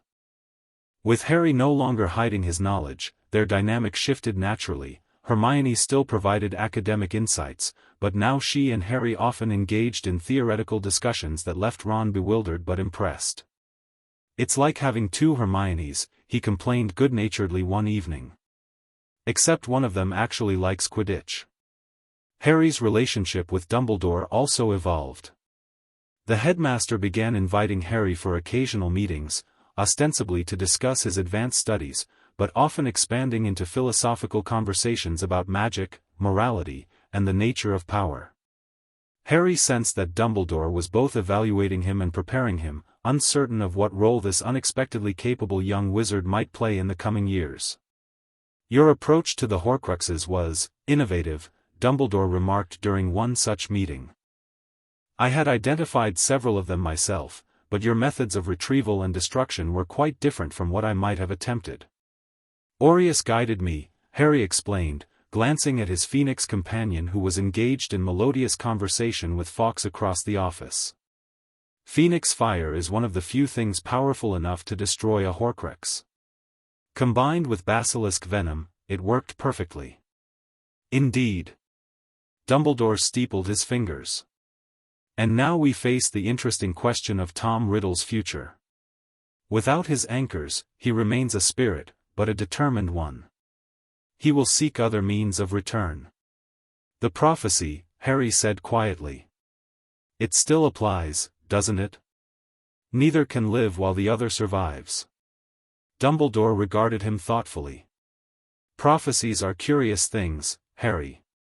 They shape events, yet events also shape them. By destroying the Horcruxes, you have already fulfilled a portion of your prophesied role. What remains? Well, that may be for you to determine."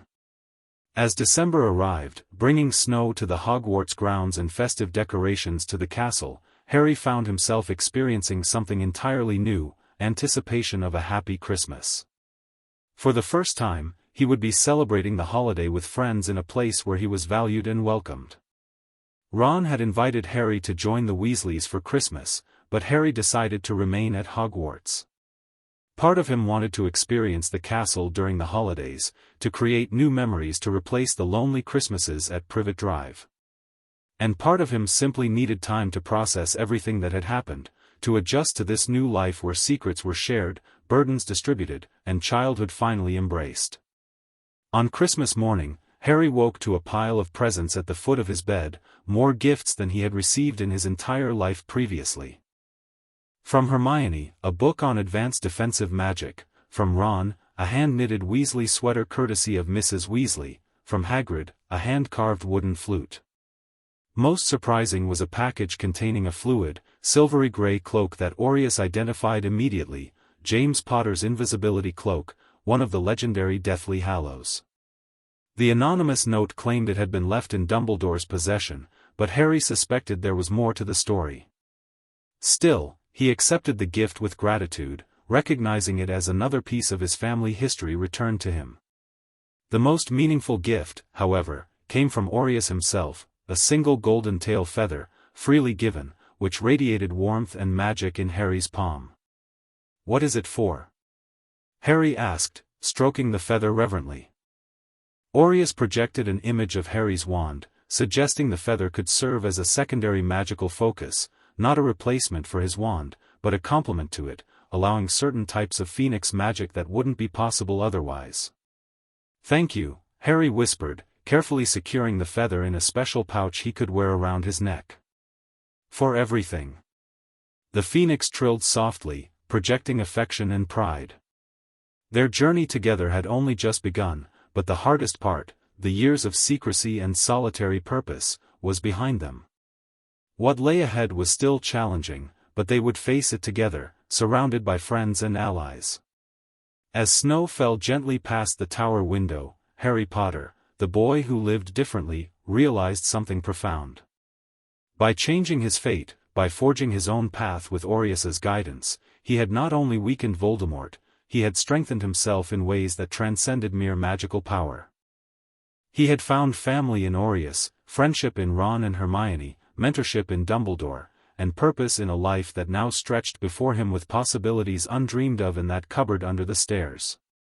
Whatever challenges awaited, whether the final confrontation with Voldemort's weakened spirit or the everyday trials of growing up, Harry would face them not as a pawn of prophecy, but as the architect of his own destiny. The remainder of Harry's first year at Hogwarts passed with relative tranquility. January brought a return to classes and a new academic challenge, custom-tailored assignments from professors who now understood his true capabilities.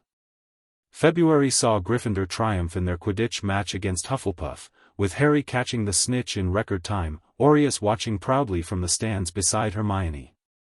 By March, signs of spring began to emerge on the Hogwarts grounds, and with them came news from Dumbledore. Arrangements had been made for Harry's summer residence. "The Weasleys have graciously agreed to host you," the headmaster explained during one of their meetings. "Their home, while not as magically protected as your aunt and uncle's, can be sufficiently warded for your safety. And I believe the family environment will be considerably more welcoming." Harry couldn't hide his delight at this news. "That's brilliant, sir. Ron's already told me so much about the Burrow." "I thought you might approve," Dumbledore said, eyes twinkling. "You will need to spend a brief period at Privet Drive, 2 weeks, to renew the blood protection, but the remainder of the summer will be yours to enjoy with the Weasleys." As April turned to May, and exams approached, even Hermione couldn't convince Harry to stress about his academic performance. After everything he had experienced, standardized testing seemed remarkably insignificant. "But these results will follow us throughout our academic careers," she insisted, pushing another revision schedule toward him in the common room. Harry smiled, gently pushing it back. "Hermione, I've broken into Gringotts and faced Voldemort. Somehow I think I'll manage Flitwick's exam on levitation charms." Ron snorted with laughter while Hermione huffed in exasperation, though Harry noticed she was fighting a smile of her own. The exams, when they came, proved as unchallenging as Harry had predicted. He completed each test efficiently, demonstrating his knowledge without unnecessary showmanship, earning top marks across all subjects. Even Snape could find no fault with his practical potion-making or written responses, though the potions master maintained his perpetual scowl when returning Harry's perfect score. On the final evening of term, as students packed their trunks and prepared for the journey home, Harry stood at the astronomy tower window, Aureus perched beside him. Behind them, the sun was setting over the Forbidden Forest, casting long shadows across the grounds of Hogwarts. "It's been quite a year," Harry said softly. "Different from what we expected." Aureus trilled in agreement, projecting a complex impression of shifting timelines, paths not taken, dangers averted, possibilities unfolding in new directions. "Do you think he'll come back?" Harry asked. "Voldemort?" The Phoenix's response was measured. Yes, the Dark Lord would attempt to return, but without his Horcruxes, his options were limited and his power diminished. Whatever form he managed to create would be mortal, vulnerable. And Harry would not face him alone. "Good," Harry said firmly. "I think I've had enough of secret missions for a while." A knock at the tower door interrupted their conversation. Harry turned to find Dumbledore standing there, resplendent in midnight blue robes scattered with silver stars. "I hope I'm not intruding," the headmaster said, approaching the window. "I wanted a word with you before tomorrow's departure." "Not at all, Professor," Harry replied. Dumbledore gazed out at the darkening sky for a moment before speaking. "I find myself reflecting on the extraordinary year we've had, Harry. When I placed you with your relatives 10 years ago, I never imagined the path your life would take." "Neither did I," Harry said with a small smile. "But I wouldn't change it." "No?" Dumbledore raised an eyebrow. "Not even the years of secrecy and responsibility far beyond your years?" Harry considered this carefully. "Those years shaped me, sir. And they prevented Voldemort from returning at full strength." He glanced at Aureus. "Besides, they gave me my first real friend." The Phoenix trilled softly, rubbing his magnificent head against Harry's cheek. "Indeed." Dumbledore's blue eyes twinkled. "A most extraordinary friendship that has altered the course of wizarding history." He paused, his expression growing more serious. "I have spent considerable time examining what remains of the Philosopher's Stone, the dust you created when you destroyed it." "I'm sorry about that, sir," Harry said quickly. "I know it was valuable, but I couldn't let Voldemort get it. You misunderstand me, Dumbledore replied. I am not upset, quite the contrary. The stone's destruction was necessary. Indeed, Nicholas Flamel and I had already discussed the matter. What fascinates me is the method of destruction. Harry frowned slightly. The fire spell? Precisely. Dumbledore nodded. Ignis Sanctus, holy fire. A spell not found in any standard textbook, nor taught at Hogwarts for centuries. A spell requiring not just magical power, but a specific intent and purity of purpose. Where, may I ask, did you learn it? Harry glanced at Aureus. From him, indirectly. He showed me how to channel my natural affinity for fire magic into something more purposeful. Remarkable, Dumbledore murmured. The spell is known to be particularly effective against dark magic and corrupted objects, hence its effectiveness against both the stone and Professor Quirrell's possessed form. He studied Harry thoughtfully. It suggests, Harry, that your magical gifts extend beyond what even you might realize. Combined with your experiences and the bond with Aureus, you represent something quite unique in the magical world. I don't want to be unique, Harry admitted. I just want to be normal. Or as normal as possible, given everything. Dumbledore smiled kindly. A commendable desire, and one I fully support.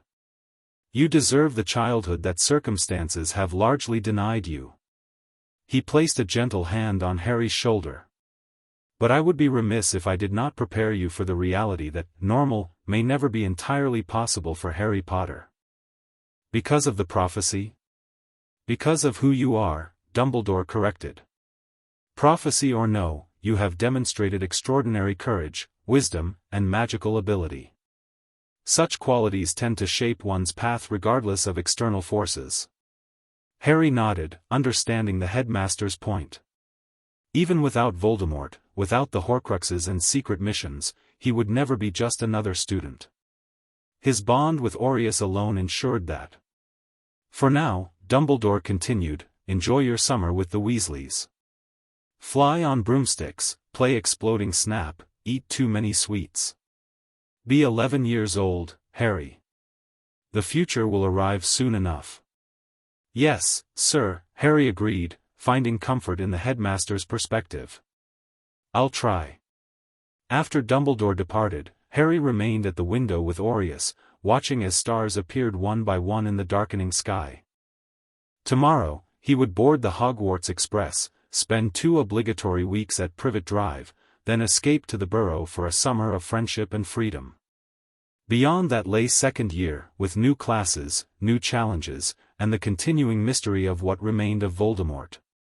The Dark Lord was weakened but not defeated, his spirit likely searching for another path to return. Nagini, the snake destined to become his final Horcrux, remained a potential concern for the future. Yet for the first time since Aureus had appeared in his cupboard 7 years ago, Harry felt truly unburdened. The weight of secret knowledge and solitary purpose had lifted, replaced by shared responsibility and open friendship. The boy who lived had become simply Harry, student, friend, Quidditch seeker, and companion to a phoenix.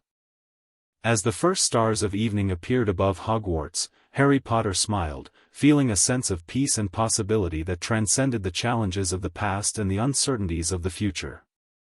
With Aureus by his side and friends at his back, whatever path lay ahead, he would walk it not in shadow, but in light.